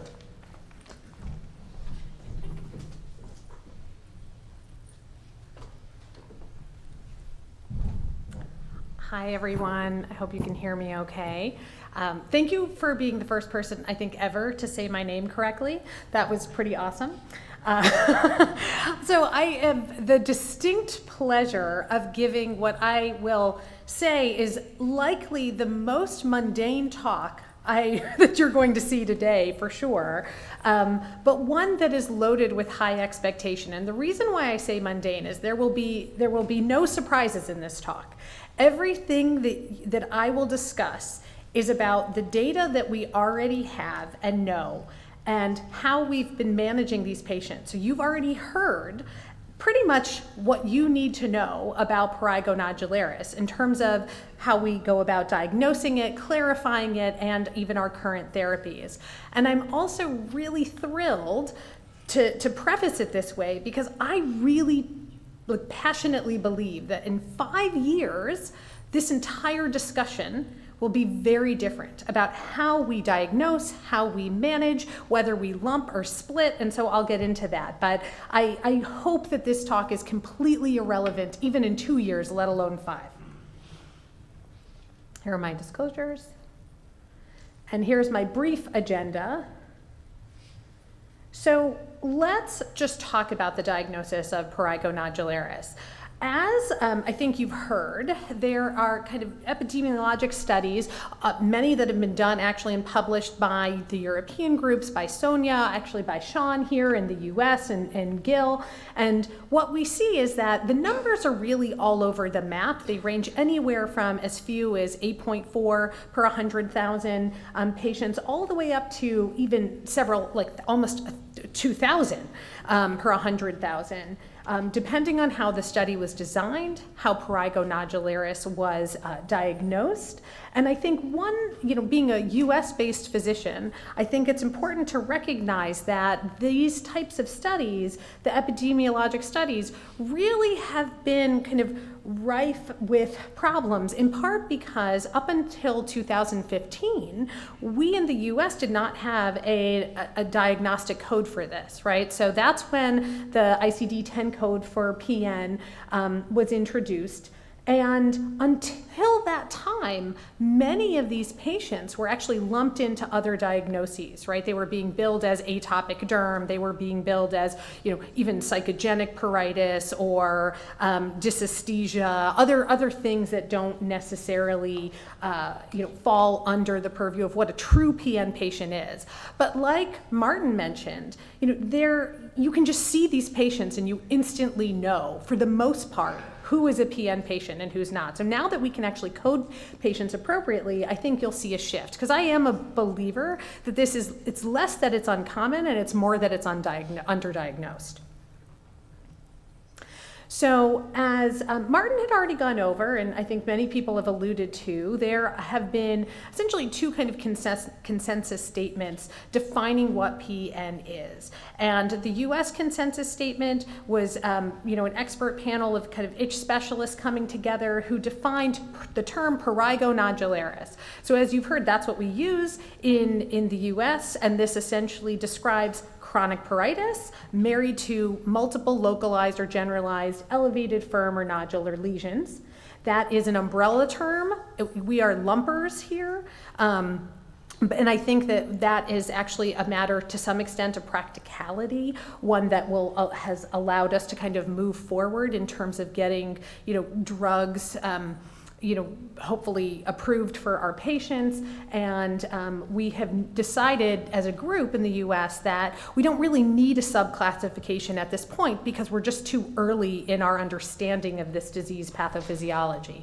Although I do anticipate that changing.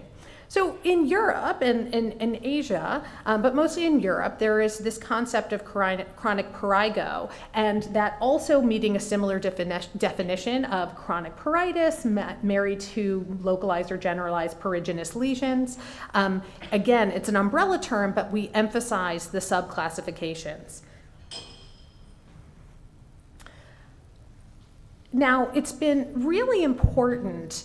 And throughout much of this talk, I'm going to address this idea of comorbid diseases. You've already heard, I think every speaker has actually acknowledged it or shown a slide variant similar to this one, where there are, in this patient population of patients with PN, there are many associated comorbid conditions. These patients have increased odds of many systemic disorders, including metabolic disorders, including chronic kidney disease, infectious diseases, hepatitis C, HIV, cardiac dysfunction. Sorry for that typo. I really apologize. My mother will be so embarrassed for me. But I do actually think it's important to highlight the fact that these are often metabolic disorders, right? Because metabolic disorders are multifactorial, they're multi-tissue, they'll affect nerves, endothelial cells, many cellular populations, and we need to keep that in mind because there's a reason that these are enriched in these this PN population. These patients, as Sean pointed out, are also at increased odds of developing malignancies, both cutaneous malignancies as well as hematologic malignancies. And so that is very important, as well as this cadre of other disorders. I also want to highlight that patients with PN have an increased risk of developing or being diagnosed with either depression or anxiety or other psychiatric comorbidities. And so there was a study that showed, several studies actually, that have shown that up to 40% of patients with PN will be diagnosed with depression, and 35, so a similar proportion of patients will have anxiety. And to some extent, we say, well, how you have these patients, right? They're suffering so much. Of course, they're going to become anxious or depressed or not sleeping. I certainly think that there is an element of that, and there's also an element of chicken or the egg, because I think if you're not sleeping, your metabolic stressors also actually go up, and it really, and if you're struggling with depression and anxiety, so where that will fall out, we don't know, but it is important to recognize in this patient cohort. And we'll talk about why in a minute. So I highlight here the fact that there's also increased odds of asthma and atopic disease. And I bring this up for the same reason that all of our other speakers have talked about it. To date, based on current studies, in part because of how we diagnose this disorder, of how physicians throughout the world have recognized PN as being part of the spectrum of atopic disease. Many of the patients that are diagnosed with PN also have comorbid atopy. So whether that's AD itself, asthma, allergic rhinitis, or even food allergies, but many of these patients do actually have increased dermal eosinophils, elevated IgEs, they're reactive to multiple environmental allergens on prick testing. These are all features that we think of and we lump as atopic. But I think we really have to start challenging this terminology, both of atopy, quite frankly, and of PN. And so, as every other speaker has made this point, I will so make it now, that while there are overlapping clinical features and overlapping pathogenesis, just by the nature of the non-specificity of the mediators that we're talking about, AD and PN are two very distinct disorders, right? So overlapping pathogenesis and some clinical features, but they are two distinct disorders. So when we're talking about the differential diagnosis, I always love this slide because for the most part, you can walk into a room and just diagnose PN. And then every now and then, you're kind of tripped up by the fact that maybe, somebody has just a few isolated lesions. Do you really think it's PN versus it actually just being more of a localized lichen simplex chronicus? Chronic kidney patients with chronic renal insufficiency, do they have a perforating disorder or do they actually have PN? Hypertrophic lichen planus, autoimmune bullous diseases. It doesn't happen often, but it certainly does happen. And I think, again, sometimes people are funneled into these other diagnoses before they're diagnosed with PN. This idea of multiple keratoacanthomas, now they can look similar to PN lesions, to individual PN nodules, but again, they tend to be limited to the lower legs when you have multiple lesions. And whether or not, I've had patients who have PN where I still biopsy them and they really act and seem to be more consistent with the keratoacanthoma and vice versa. So you can have both, and part of that actually speaks to this increased risk. If you have cell turnover and chronic stimulation, are you actually increasing your risk of this kind of squamous atypia or dysplasia? Arthropod bites, scabies. I think somebody here alluded to a patient who had been treated for years for scabies. I mean, that's, to me, unforgivable, but I think that does actually happen. Similarly, the differential includes patients who have a peripheral neuropathy. Now, that may actually be their predisposing factor to PN, but they may simply be labeled as having a peripheral neuropathy as opposed to this cadre of kind of pathophysiologic changes that actually lead to PN. Often, neurotic excoriations, skin picking syndromes, body focused repetitive behaviors.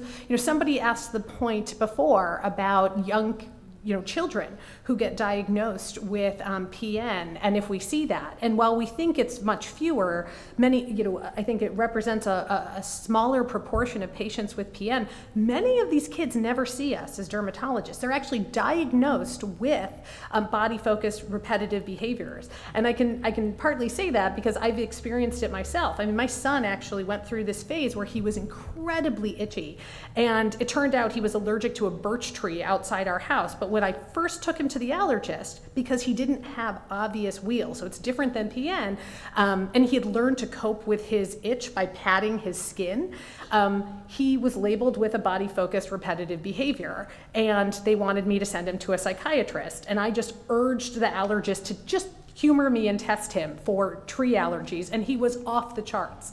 And so I think that I've experienced it myself. I've had other patients who I've seen, children who have been, teenagers in particular, who have been diagnosed with this. So again, maybe a cohort of patients we're missing, and I think that's important to recognize. So when we're talking about what are we considering when we diagnose this, it is, I wrote on here primarily, but that's not the right, that shouldn't be there. It is a clinical diagnosis, right? It is the marriage of chronic itch and these firm lesions of variable presentation, whether you're talking about nodules, papules, plaques, or even umbilicated lesions. And there are some critical steps in making the diagnosis. So a patient may present to you with a clear clinical picture of PN, but some key steps that we as physicians don't always take the time to do appropriately is to evaluate severity. So this is critical when you're thinking about, well, what treatment option of all the new ones coming on board or all the old ones I'm going to tell you about, what are we going to choose for this person? If it's really localized disease, your workup and your management may be very, very different than if it's some of the photos of the patients you've seen. Also, the histologic and laboratory studies are done not to diagnose PN, but to actually rule out other diagnoses or to clarify comorbid disease in these patients where it may be a contributing axis. And I think that that's an important point to make. And then finally, you do want to determine the systemic comorbidities because, again, this informs your treatment options and other aspects of management, but I want to highlight that comorbid does not mean causal, at least to the extent that we know. So there has been this recurrent comment, and it happened earlier today in another meeting I was in, where there was this sense that many practicing dermatologists will use, because they don't know how to manage this disease, will kind of kick the can down the road while they're looking for diabetes or while they're looking to confirm, some allergy or something along that line. And that is absolutely the wrong way to go about that, in part because this disease has such a profound impact on quality of life. But also because we don't know what the role of that comorbid disease is, right, in the setup of this. So like Sean showed a picture or a graph that looked at patients who were diagnosed with some cardiac, I don't remember what the actual marker was, but with some cardiac disease after a diagnosis of PN. If you ask me, that predisposition was there to begin with, and it's not that the PN preceded that. The diagnosis may have, but that risk factor was probably already there. So I'm gonna kind of jump through these little parts of the diagnostic steps right now, and I think it's important to know, and Martin showed this beautifully, that there are now many metrics that we can use. We're more familiar, and not everybody does it, of thinking about PASI scores or eczema severity scores. Many people are familiar with numeric rating scores or scales for itching, but we will never really start to get a better sense of this disease if, as physicians, we don't start to be regimented in how we evaluate it, even outside of the scope of trials. So simple things I kind of recommend is this really general lesion count number distribution and doing like a worst itch or peak pruritus scale, whether averaged over, 24 hours or a week. There's also the Prurigo Activity and Severity Score that Martin talked about, Investigator Global Assessment of Prurigo, whether it's for the stage or the activity, also using quality of life indexes, whether it's DLQI or the itchy qual. And again, even as Sean mentioned, some of these patients, itch is clearly the biggest burden, and we'll go into that, but in African Americans, the nodular formation, independent of even just the appearance of it, clearly has a different burden on them. And so it's important that we capture some of this, because it's not all going to be symptom or function, right? So when we're talking about the guidelines for PN, I'll preface this by saying, I think much of this will be irrelevant or will be further defined, let's put it that way, as the years go on, and hopefully very soon. But our US consensus panel essentially decided that clinical exam and a complete review of systems are an absolute must for the same idea of classifying disease onset, and comorbidities. You have to assess PN severity in terms of the number of lesions, the intensity of their itch, and quality of life. And then really, this cannot be understated, trying to assess even up front what type of behavioral or emotional support these patients need in relation to their anxiety and depression, or other kind of mental stressors that are likely fueling and contributing to their lack of sleep and lower quality of life. In terms of laboratory tests, I don't know that all of us felt very strongly that you have to do this extensive workup, but it is important, I think, just to start to categorize, how you're going to manage these patients, and if there's an underlying disease that hasn't been, or disorder that hasn't been at least initially evaluated. And that includes CBCs, liver function and renal function tests, and then based on your review of systems, or if there's some other issue specific to the individual, to think about checking thyroid, diabetes, at-risk populations for HIV, Hep C, and Hep B, as well as actually malignancy for patients who have sudden onset within a year of pruritus manifesting as Prurigo Nodularis, referring them for a malignancy screening. And then again, this idea of a biopsy, taking a biopsy if you need to rule something else out is important. The International Forum for the Study of Itch, the IFSI guidelines for PN, is very similar. It's a bit more extensive in the initial laboratory workup, where you're looking again for other signs of systemic inflammation or metabolic dysfunction, whether you're talking about ferritin and LDH. There also the thyroid and the diabetes screening, and I should even say just glucose intolerance. You don't have to even have a definition of diabetes. We know now there's sufficient data that shows that patients have, pre-diabetic metabolic stresses that will predispose to neuropathic or endothelial dysfunction. So something important to think about there. And then if there's additional suspicion, looking at their total IgE, working up for HIV or autoimmune bullous diseases. So here is just, I'm a dermatologist, I have to show some derm path. This is the classic PN lesion that you would see with the epidermal hyperplasia and orthohyperkeratosis, acanthosis, and hypergranulosis. I do want to emphasize this is not a great image of it, but there's papillary dermal fibrosis with those kind of vertical collagen strands, increased fibroblasts, as Sean talked about, and this mixed inflammatory infiltrate where the number of eosinophils may actually be variable, but there are also various lymphocytes and macrophages and a whole kind of immune soup that's clearly playing into the perpetuation and in some cases the initiation of this disorder. So let's turn to current therapies. So the goals of therapy, and this is the part that I think will not change.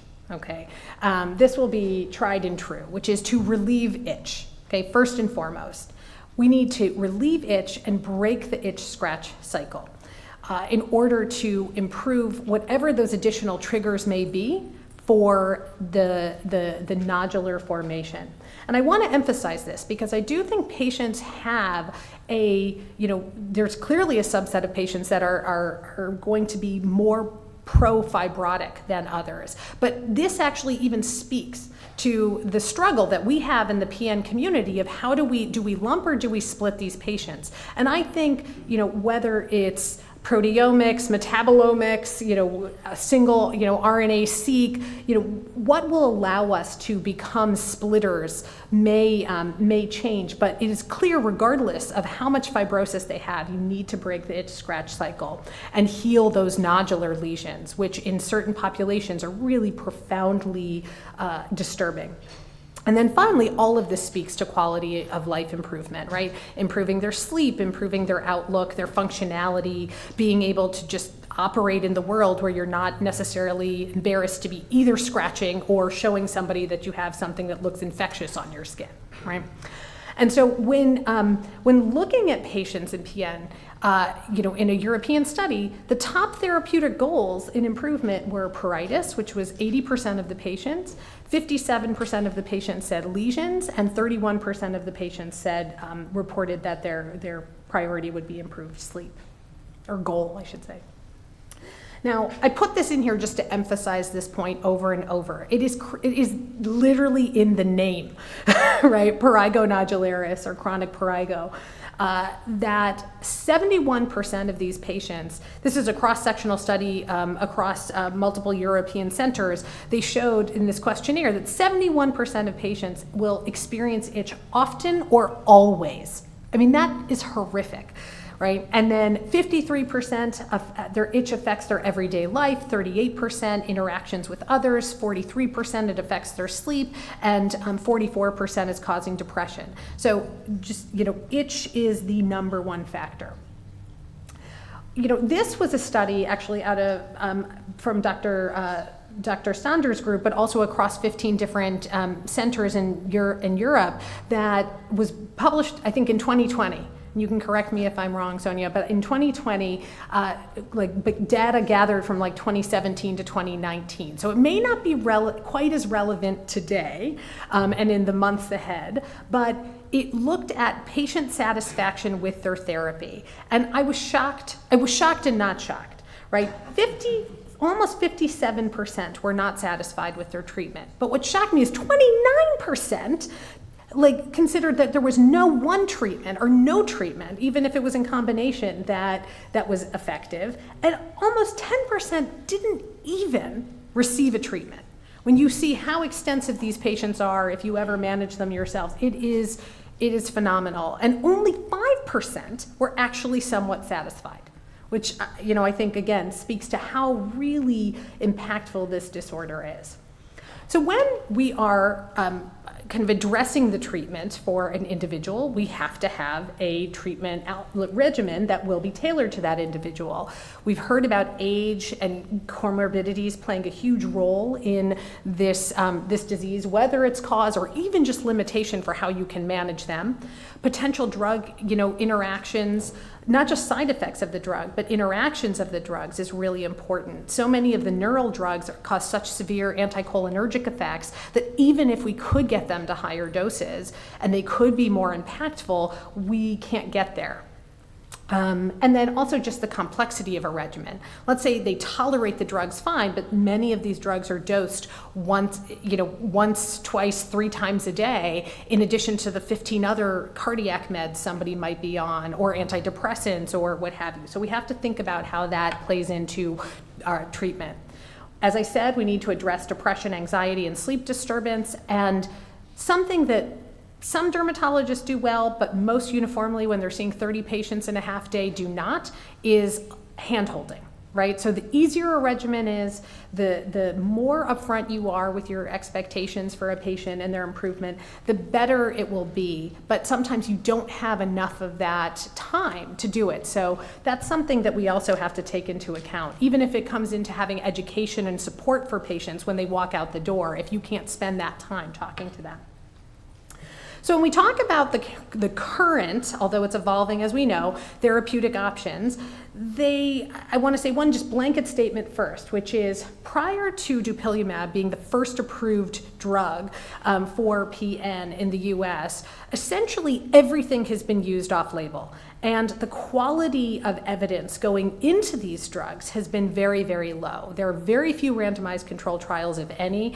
Most of the reports are just that. They're case reports, case series, some observational studies, and very, very small cohort studies or other clinical trials. So important to think about that. And we use anything from topical or intralesional therapy to more widespread therapy, including phototherapy, systemic immune suppressants, and now immunomodulators, as well as neuromodulators. So here is I think we've already seen this once or twice today, but here is a treatment ladder that reviews the general strategy of neural treatments on the left and immunologic treatments on the right that have been used and are employed at different stages. And so we, as the US panel of itch experts that came up with this, we essentially tried to take, we address the topical therapies, which can be used adjunctively, I think, but usually fail very quickly in terms of managing most of these patients, and then work up the ladder to therapies that can actually be more widespread in their delivery and have an acceptable toxicity. Okay, so when I say the term acceptable toxicity, that means that we either have comfort of using these drugs because of how bad these patients are, because we've used them for psoriasis for so long, hidradenitis, atopic dermatitis, but our comfort with those toxicities is actually changing because of the newer age of biologics and other medications that are coming on board. Level 3 includes, for the neural treatments, thalidomide and opioid modulators, and biologics and azathioprine. We'll talk about that in a minute. And then just kind of more therapies that are still really that individuals have found useful or groups of physicians have found useful but lack significant data. So one highlight to this is that, as we know, dupilumab was approved in 2022. And so we likely, I think, uniformly agree that this will probably, as we create new guidelines, step into, level 2 therapy. And then also just to note that NK1 receptor antagonists, even if there's a role for substance P and NK1 receptor signaling, serlopitant actually failed in the randomized controlled trial to meet its primary endpoints, and so that's kind of dropped off the list. So the IFC guidelines are very, very similar. You start with topicals and introduce phototherapy. Step 3, there's kind of an or here. You either introduce neuromodulators or cyclosporin and methotrexate, and then moving up into drugs that had not yet been are kind of under investigation. Again, I'm just inserting dupilumab here, approved by the European Commission in 2022, so likely will I think, fall lower on the rung. While I'm not going to belabor the individual drugs, we're not going to go through every drug, I did want to talk about a few things. Gabapentinoids have been reported, again, in very limited studies, to improve the itch of PN. They are widely utilized throughout the itch and PN communities, the specialists and dermatologists who manage these patients. But I think, as you'll see, kind of the tides change for reasons that Gil highlighted, right? Is that as other drugs come on board that are addressing some of these issues, that's controlling their itch, we will see less of a need for this. Because these drugs, I actually find them very helpful, and particularly in challenging patients, but you need to target higher doses, and that's where your anticholinergic effects and sedation will increase. Most patients, if you don't get them above 1,800 milligrams in a day, or sometimes even higher, or pregabalin 100 milligrams, twice a day, they're just not going to respond or get the benefit from it. And then Gil also mentioned the opioid modulators that may be promising, but their main limitation, right, are the side effects. And so I think that's, it's to be seen whether these drugs will impact the PN landscape specifically. So I put this slide up here just for reference if you're ever looking through this. I mean, if I had to choose a neuromodulatory agent, I almost always go for pregabalin because I think it works the fastest in terms of improving itch. Also, that side effect of sedation can be beneficial at night when you're talking about these patients who aren't sleeping well. So that's actually true of many of these, but for me, pregabalin tends to be my drug of choice. And then in terms of immunomodulatory therapy, again, this landscape is all over the place and it's changing so rapidly. I'm eager for these, to be able to actually change this side completely and not have methotrexate or cyclosporin on here at all. Even though I think they've been very helpful over the years in managing these patients as a last resort. As I said, dupilumab being the first FDA-approved treatment therapy for PN, the PRIME and PRIME2 trial. I know Sonia's going to talk about that in a moment. I just was going to briefly address some of the pooled data, looking at over 300 patients that got kind of the typical dupilumab dosing.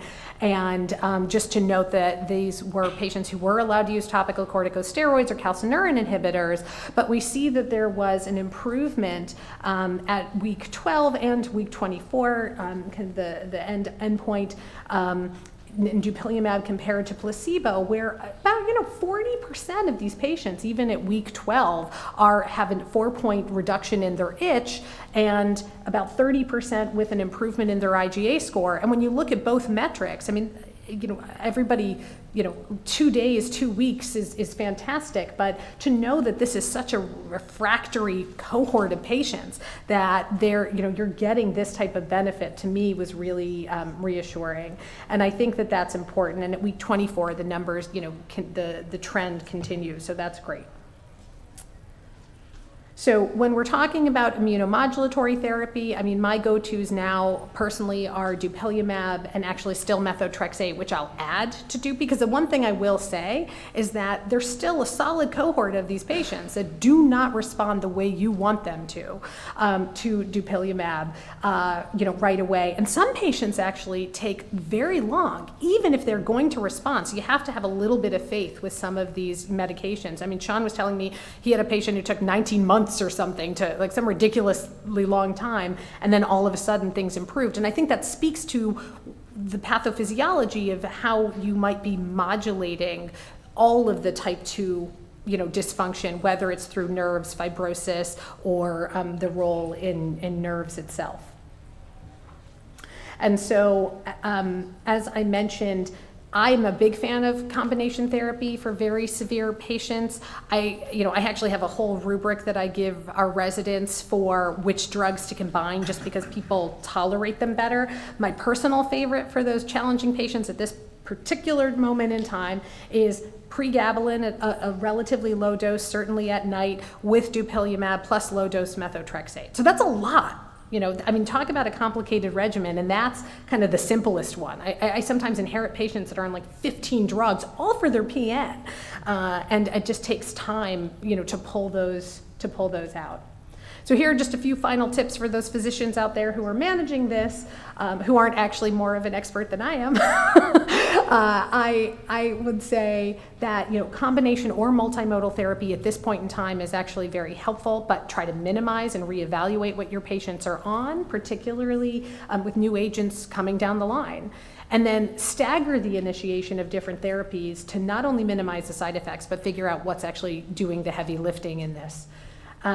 Always taper off of systemic drugs to prevent rebound flares. And this is really more of a neuromodulatory issue. We do see that with prednisone, but I find that I titrate down off these drugs twice as fast as I ramp them up. But I never stop somebody, because I've had patients where they didn't think the drug was working, but when I took them off of it, and even though they still had nodules or activity, when I took them off of the drug, they flared terribly. So you have to keep that in mind.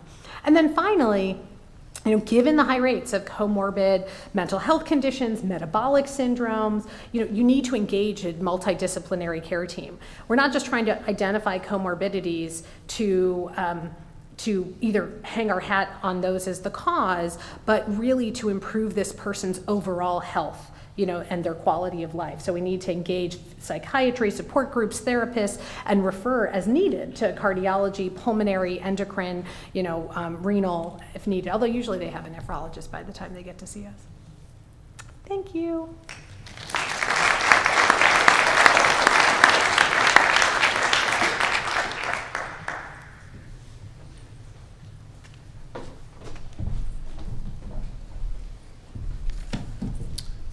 Very good. Thank you for this excellent talk. You covered numerous subjects. Any questions?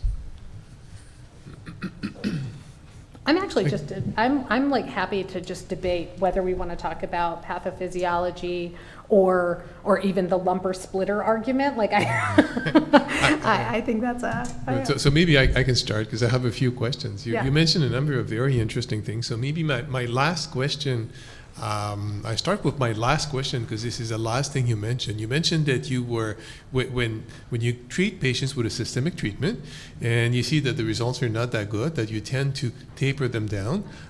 Were you also referring to dupilumab when you mentioned this? Do you think we need to taper down dupilumab, or if it doesn't work, we can stop cold turkey for dupilumab?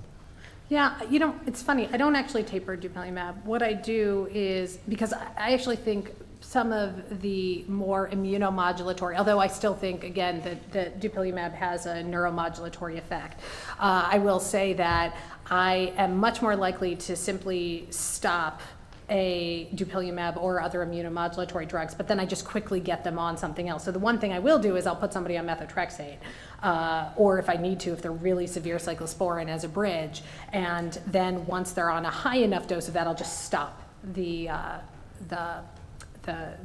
whatever the other immunomodulatory, whether it's dupilumab or something else. Would you taper methotrexate, or you would stop as well? It's the same strategy. Okay. If somebody doesn't have a toxicity, right, and we're doing it because of inefficacy, Yes. then I will taper it as I bridge to something else. So it's more that I'm getting something started, and then whether we taper or just take off, I think that's a little bit less of a Good. nuance.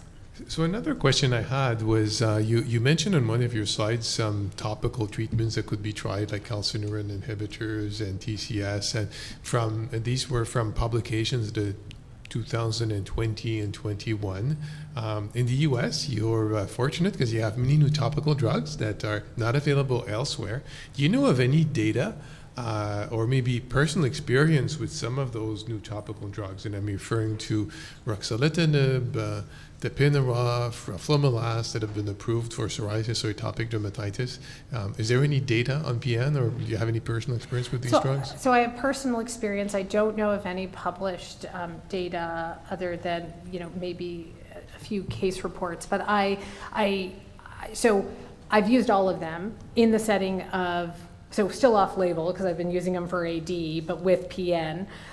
So just keep that in mind. And the one thing that I will say, and this makes it complicated, is I just left Mass General, and I just started at UCSF, so I haven't, just because of the timing of the approvals and my use, I hadn't actually seen a lot of the patients back. With ruxolitinib, I actually have had patients improve, but I really do use topicals for the cohort of patients that I see just as a Band-Aid. So if they're, I think Gil mentioned this, if there's 2 or 3 isolated lesions that are still very, very active and recalcitrant, I'll have them use, I was having them use ruxolitinib, and I have, again, from personal experience, I have seen patients really respond to that and actually feel like it did help their itch more than their calcineurin inhibitor or their topical steroid, or even their intralesional steroid. Mm-hmm. So I think there is a role certainly for topicals in that type of scenario. Is there any connection on the geriatric etiologies? Like anyone looked at the stem cell robustness? Because if you happen to have these happen more in the 60s and 70s, anything in terms of aging related or any pathways that come in? Because you mentioned that some of the kidney comorbidities probably may not be leading in all the conditions. So I think, so I don't know who has, and Sean actually, I don't know if you have, sorry to wake you up, but like to I don't know if you have any data specifically in older individuals that address why an older individual as opposed to a younger individual will be predisposed to PN. It is a great question. I know there are people in kind of the gerontology and kind of aging community who are interested in the aspects of metabolic decline with aging and cell senescence with aging, and how to really wake that up as trying to prevent many of these again metabolic dysfunction, acquired metabolic dysfunction, but I don't know of any studies with respect to PN. Does anyone here? Okay, so that's your answer right now, but it's a great idea and you should work on that. And Sonia, you too. A question on workup now. So you mentioned the workup that you suggested, and you've also cited literature suggesting what should or should not be done. Do you have any? Do you do a difference? Do you make a difference between the workup that you would do for a patient showing up with typical PN with nodules and somebody showing up with chronic pruritus without any nodule, with maybe a few excoriations in normal skin? So when you see somebody showing up with those typical nodules, do you do anything different, or it's the same type of workup? So I'm going rogue here. I don't mean to be too disruptive to any of the consensus groups, but I am actually not a huge fan of doing a ridiculously extensive workup in PN patients. If it's eruptive and it has just started, again, I will actually be a bit more aggressive, but I really think it is an amalgam of so many different disorders that what I really hang my hat on is a review of systems. And if a patient has not been evaluated with a review of systems or is not otherwise in a population that's at risk, for example, with HIV or something, then I will, or hepatitis B even for that matter, I will probably, it will not actually be the first thing that I do. And with chronic pruritus, on the other hand, I can't say that I don't do it, but it's also not necessarily the first thing. I kind of do things in buckets, right? I do actually look for kidney disease. I do look for markers of systemic inflammation so I can start to think about how I'm going to put this patient through, different studies. The one cohort where that's not true is actually patients with chronic pruritus who are young, if they don't have A to B.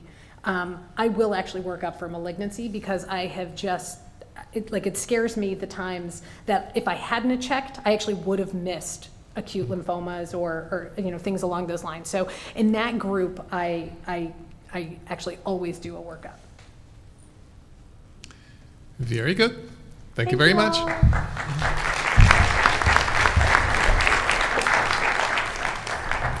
So our last speaker is also my co-chair today, and so I won't reintroduce Dr. Standard. She will talk about emerging biologics for chronic nodular prurigo.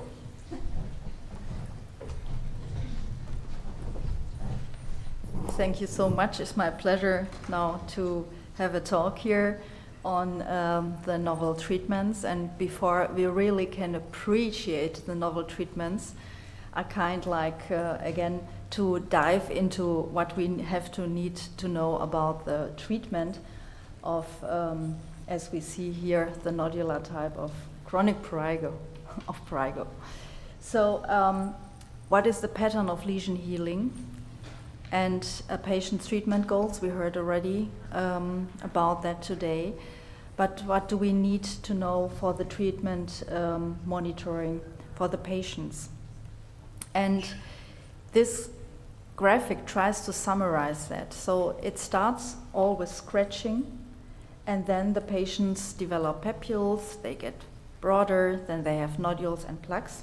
And even if we stop the pruritus in a minute, it takes time to heal. And the first sign we see is the healing of the excoriation. Therefore, we have the IgA for the activity.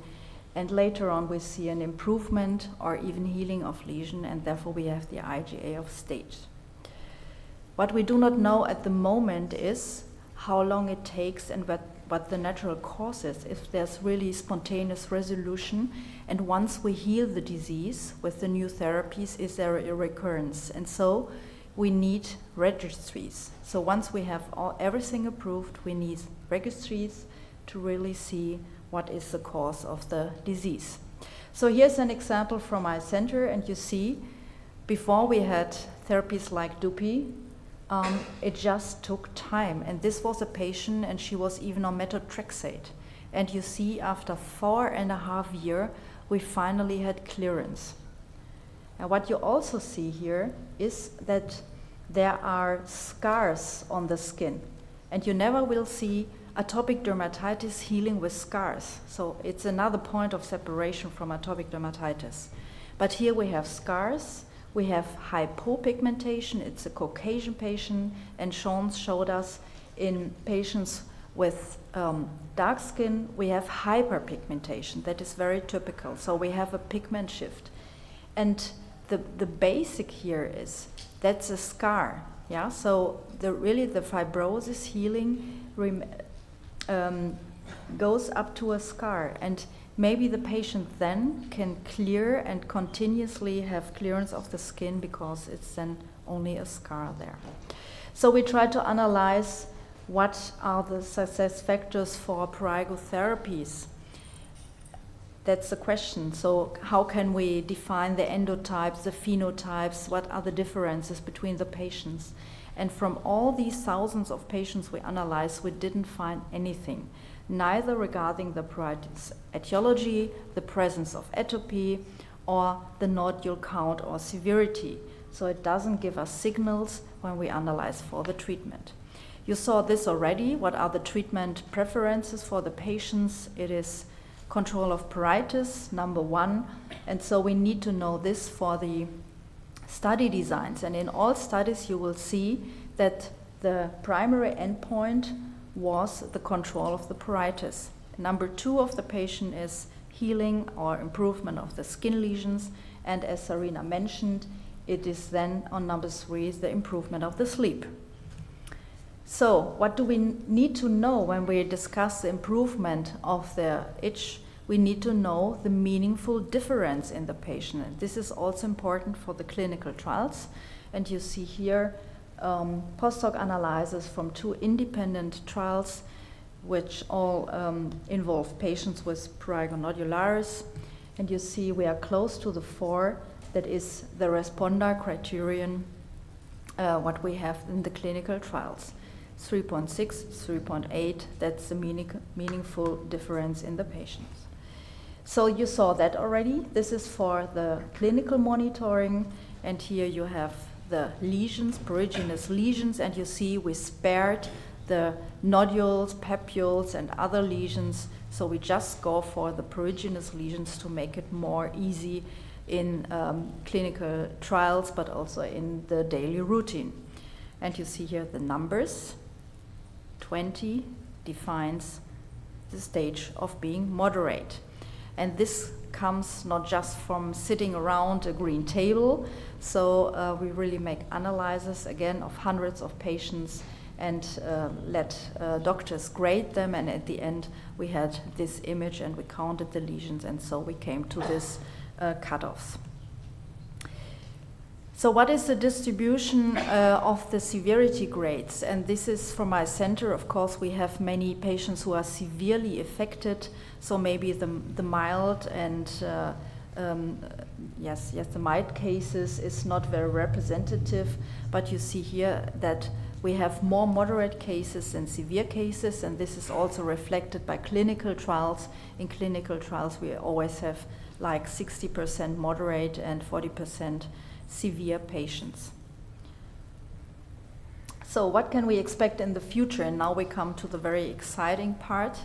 So we have clinical trials, and it all started almost 10 years ago with therapies Gil mentioned, Serlopitant and nalbuphine, and then nemolizumab was the first biologic to enter this field in 2017, and since then a lot of things happened. Many clinical trials started, failed, stopped, and so I just give you an overview here. The green are the studies which have already a positive outcome.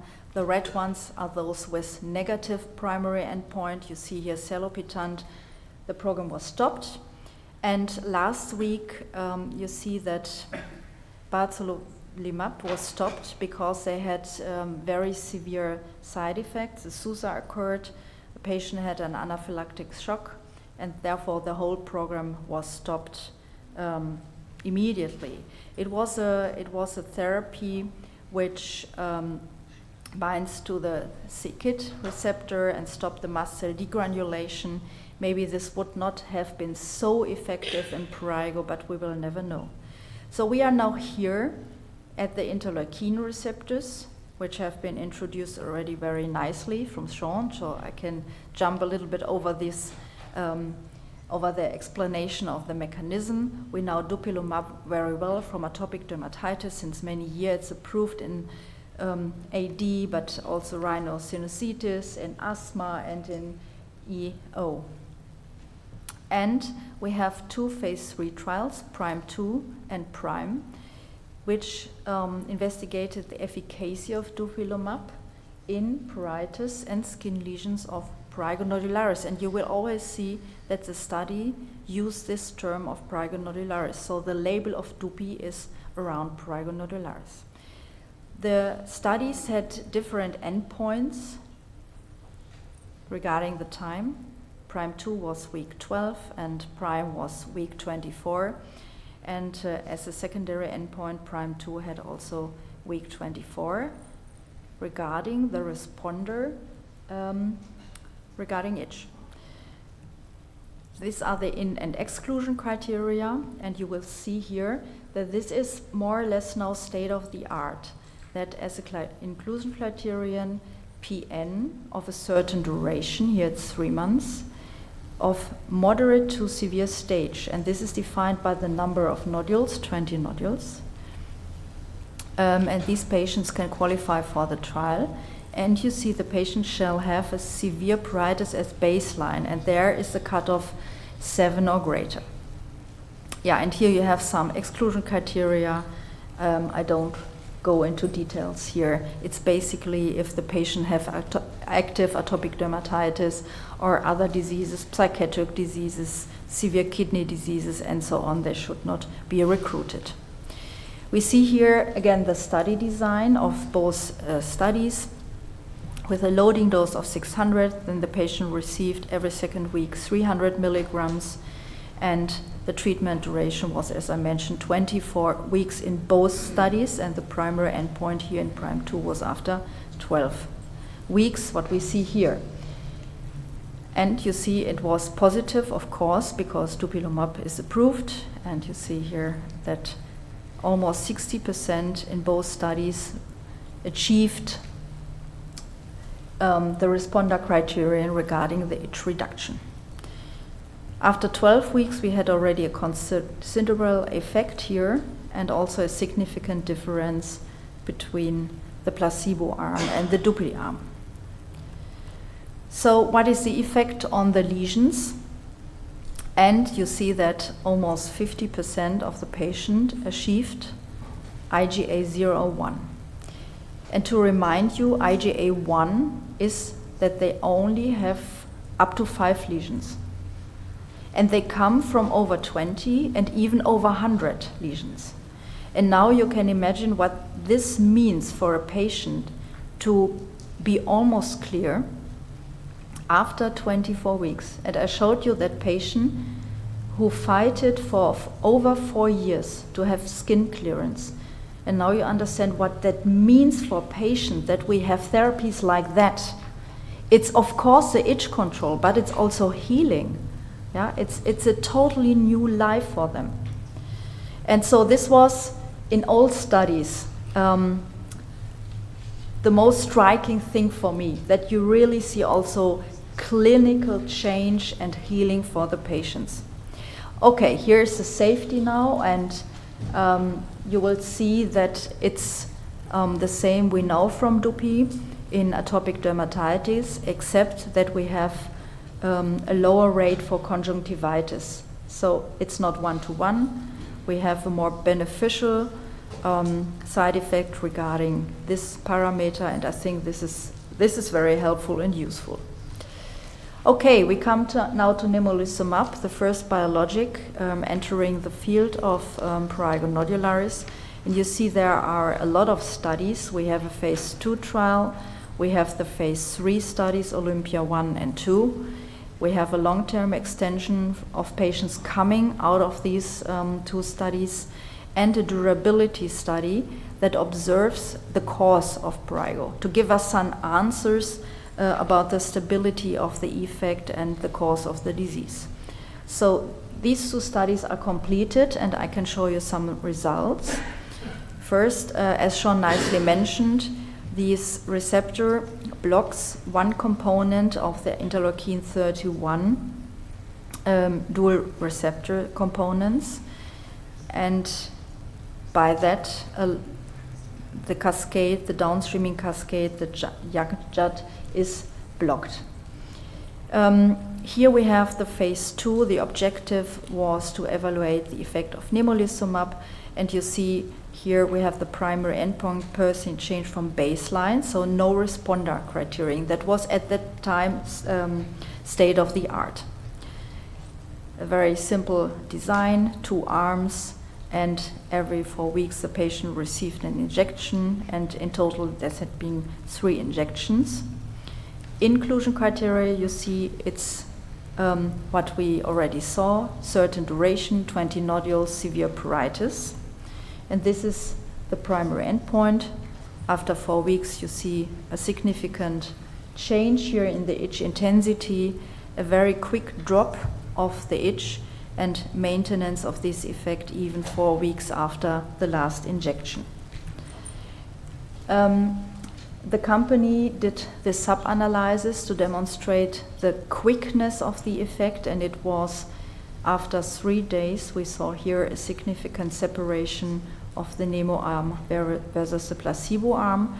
And I think this is also very important for us to know, especially as it is discussed that JAK inhibitors work very quickly, and we can see here that also biologics can do the same. Again, we have here healing within 18 weeks in 40% of the patient. Very dramatic and quick effects. The safety was good, mild to moderate, so there was not really a severe signal here. Let's come to Olympia 2. Olympia 1 is still running, as I said. And here you see again the same criteria. We have patients with PN, and we had a primary endpoint, and this is new, that not only the responder regarding the itch are mentioned here, but also regarding the clearance of the lesions. This is the design, and you see the dosage is separated by body weight, 1 injection below 90 kilogram and double injections above 90 kilogram. And this was done for 16 weeks. Here we have the inclusion criteria, and you see it's more and more sophisticated. So the field is also regarding that evolving. PN, certain duration, 20 nodules, IGA of above 3. This is new, but again, baseline score of 7 of the itch intensity. This is a primary endpoint, and you see, again, very impressive drop of the itch intensity, and also after 16 weeks, 40% that responded by clearance of the skin, healing of the prurigo lesions. There is another substance, vixarelimab, who binds to the other component of the interleukin-31 receptor, the OSM, A-beta, and is discussed to have higher effects on the itch cascade by not only blocking the inflammation, but also helping in fibrosis clearance. And so this program started already a time ago. You see we have here the person's change from baseline, not a responder criterion as in the most recent studies. 50 patients were included. It is a phase 2A study, and we have weekly injection of the substance and placebo for over 8 weeks. And the study was designed to run over 16 weeks, but in between of the study it was modified down to 8 weeks because the effects occurred quicker. This is what you can read in the publication, which recently occurred in PubMed. Prurigo of a certain period, and you see here a difference. We have 10 lesions, papules and nodules, but a baseline of 7. Here are the results. 8 week, you see here again a high drop, 50% drop of the itch intensity. This is change from baseline. It is not the responder criterion. This is the difference. So we have to be careful. We need to see the responder analysis in these patients. We just see here the difference from placebo, and the placebo rate here is very, very high, 30% drop from baseline. Now, this is in other studies, the number is lower. For example, in atopic dermatitis, it's like 10% usually. But they did other analysis and found here, starting from week 3, convincing drop of the itch intensities. They also could document a very quick healing, and this is maybe more convincing than the itch drop. You see that after 8 weeks, they have a rate of around 30% of patients who have a healing. Yeah, that have been the data. Yeah, so this is where we are now with the programs. This is all very promising, and the field is still open. So for, as Sean mentioned, for many other substances, and I have now the privilege to summarize also a bit this afternoon. It was a very nice discussion. I hope we could show and convince you that this is a really burdensome condition. If we call it Prurigo Nodularis or Prurigo or chronic Prurigo, whatever you want, it has a clear phenotype. We understand better the mechanisms. Inflammation is here very important, and so the biologics, they are very effective in many, many patients. We have alternatives like the opioid modulators and others, and we have experts who discuss not only terminology but also guidelines. We also are present on social media. So Matthias Augustin, who is sitting there, and me, we founded like almost 10 years ago this league and awareness campaign to really raise the awareness on the disease, and I have to say we really were successful. Yeah, when I see now all the studies that are ongoing, and you also find already something about the meeting here today.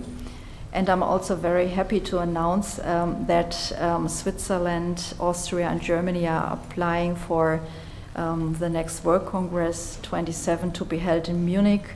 If you can support us, please do. And with the image of my team, I'd like to thank you very much.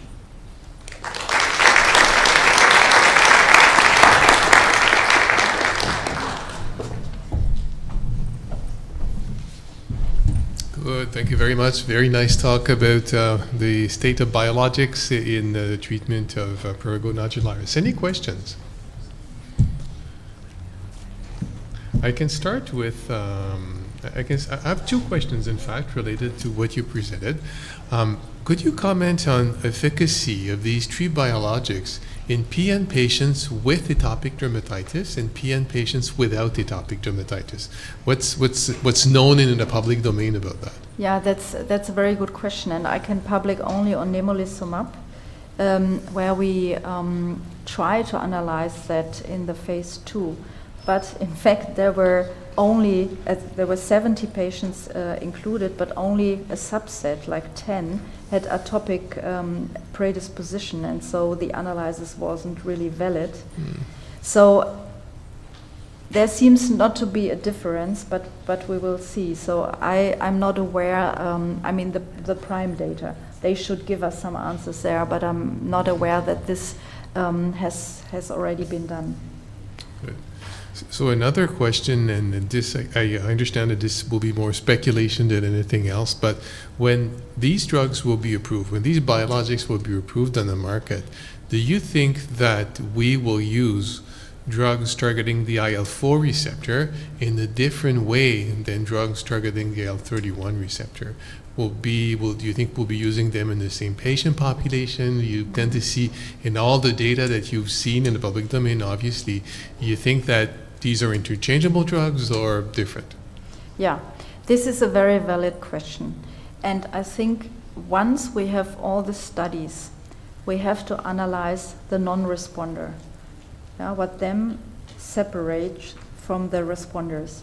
And I think then we have the answer. Maybe it's atopic predisposition, but maybe it's also another comorbidity that hinders that the cascade is really blocked. Yeah, or whatever it is. Maybe Sean can give us an answer there. Yeah, we see that there is, he left already. he flies because he flew because these questions are coming. Good. So maybe my last question, if there's anybody else who wants to has a question, I think it's a good time to stand up, because if not, we'll close the session afterwards. So I remember when when biologics were in development for psoriasis, every new biologic was better than the one before. Like it was wow. In atopic dermatitis, we have not seen this yet. So it's it's not, we have good drugs. They're different. They could have some interest in terms of patient population, side effect profile, but we have not seen this increase. Now you've shown some good data in terms of PN, but it's not what we see in psoriasis, which is clearance in most patients. If you would be a drug developer, would you still pursue development of a biologic for PN? Do you think we've reached the maximum efficacy we can get, or you would still pursue development of other biologics?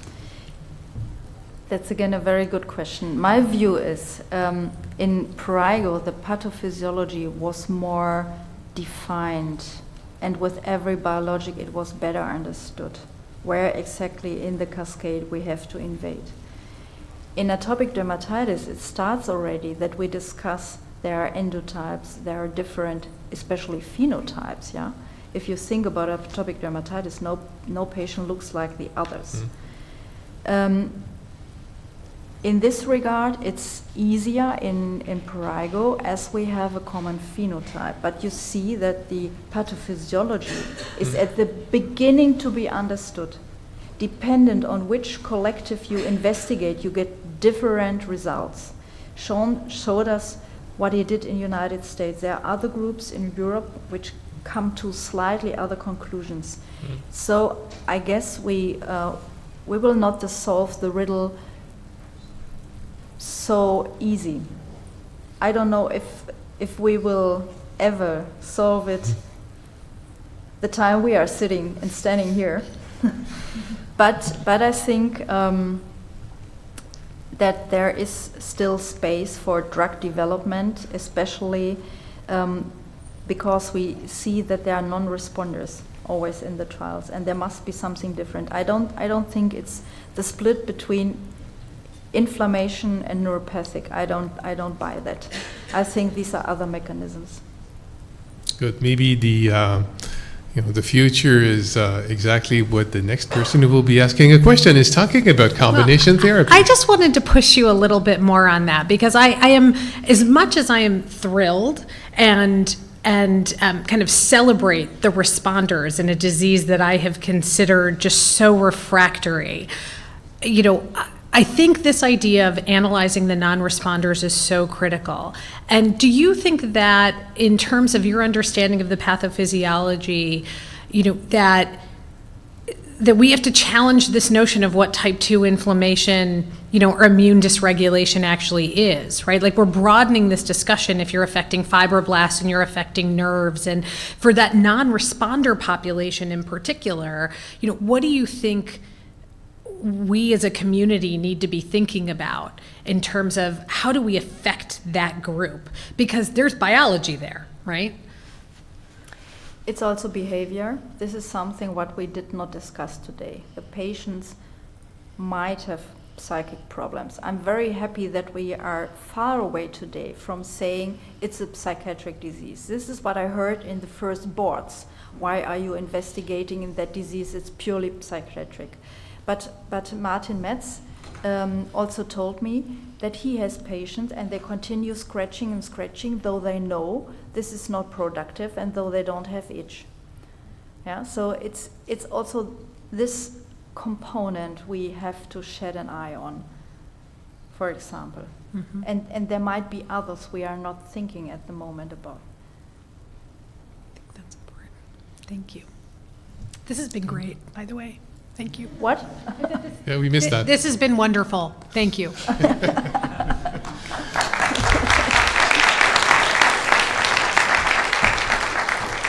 I think this is a very nice comment to end the session this afternoon. So unless you want to add something, I would like to thank you all. Thank you for staying until the end. Thank you for participating, asking questions, and we'll talk some more about that. Thank you.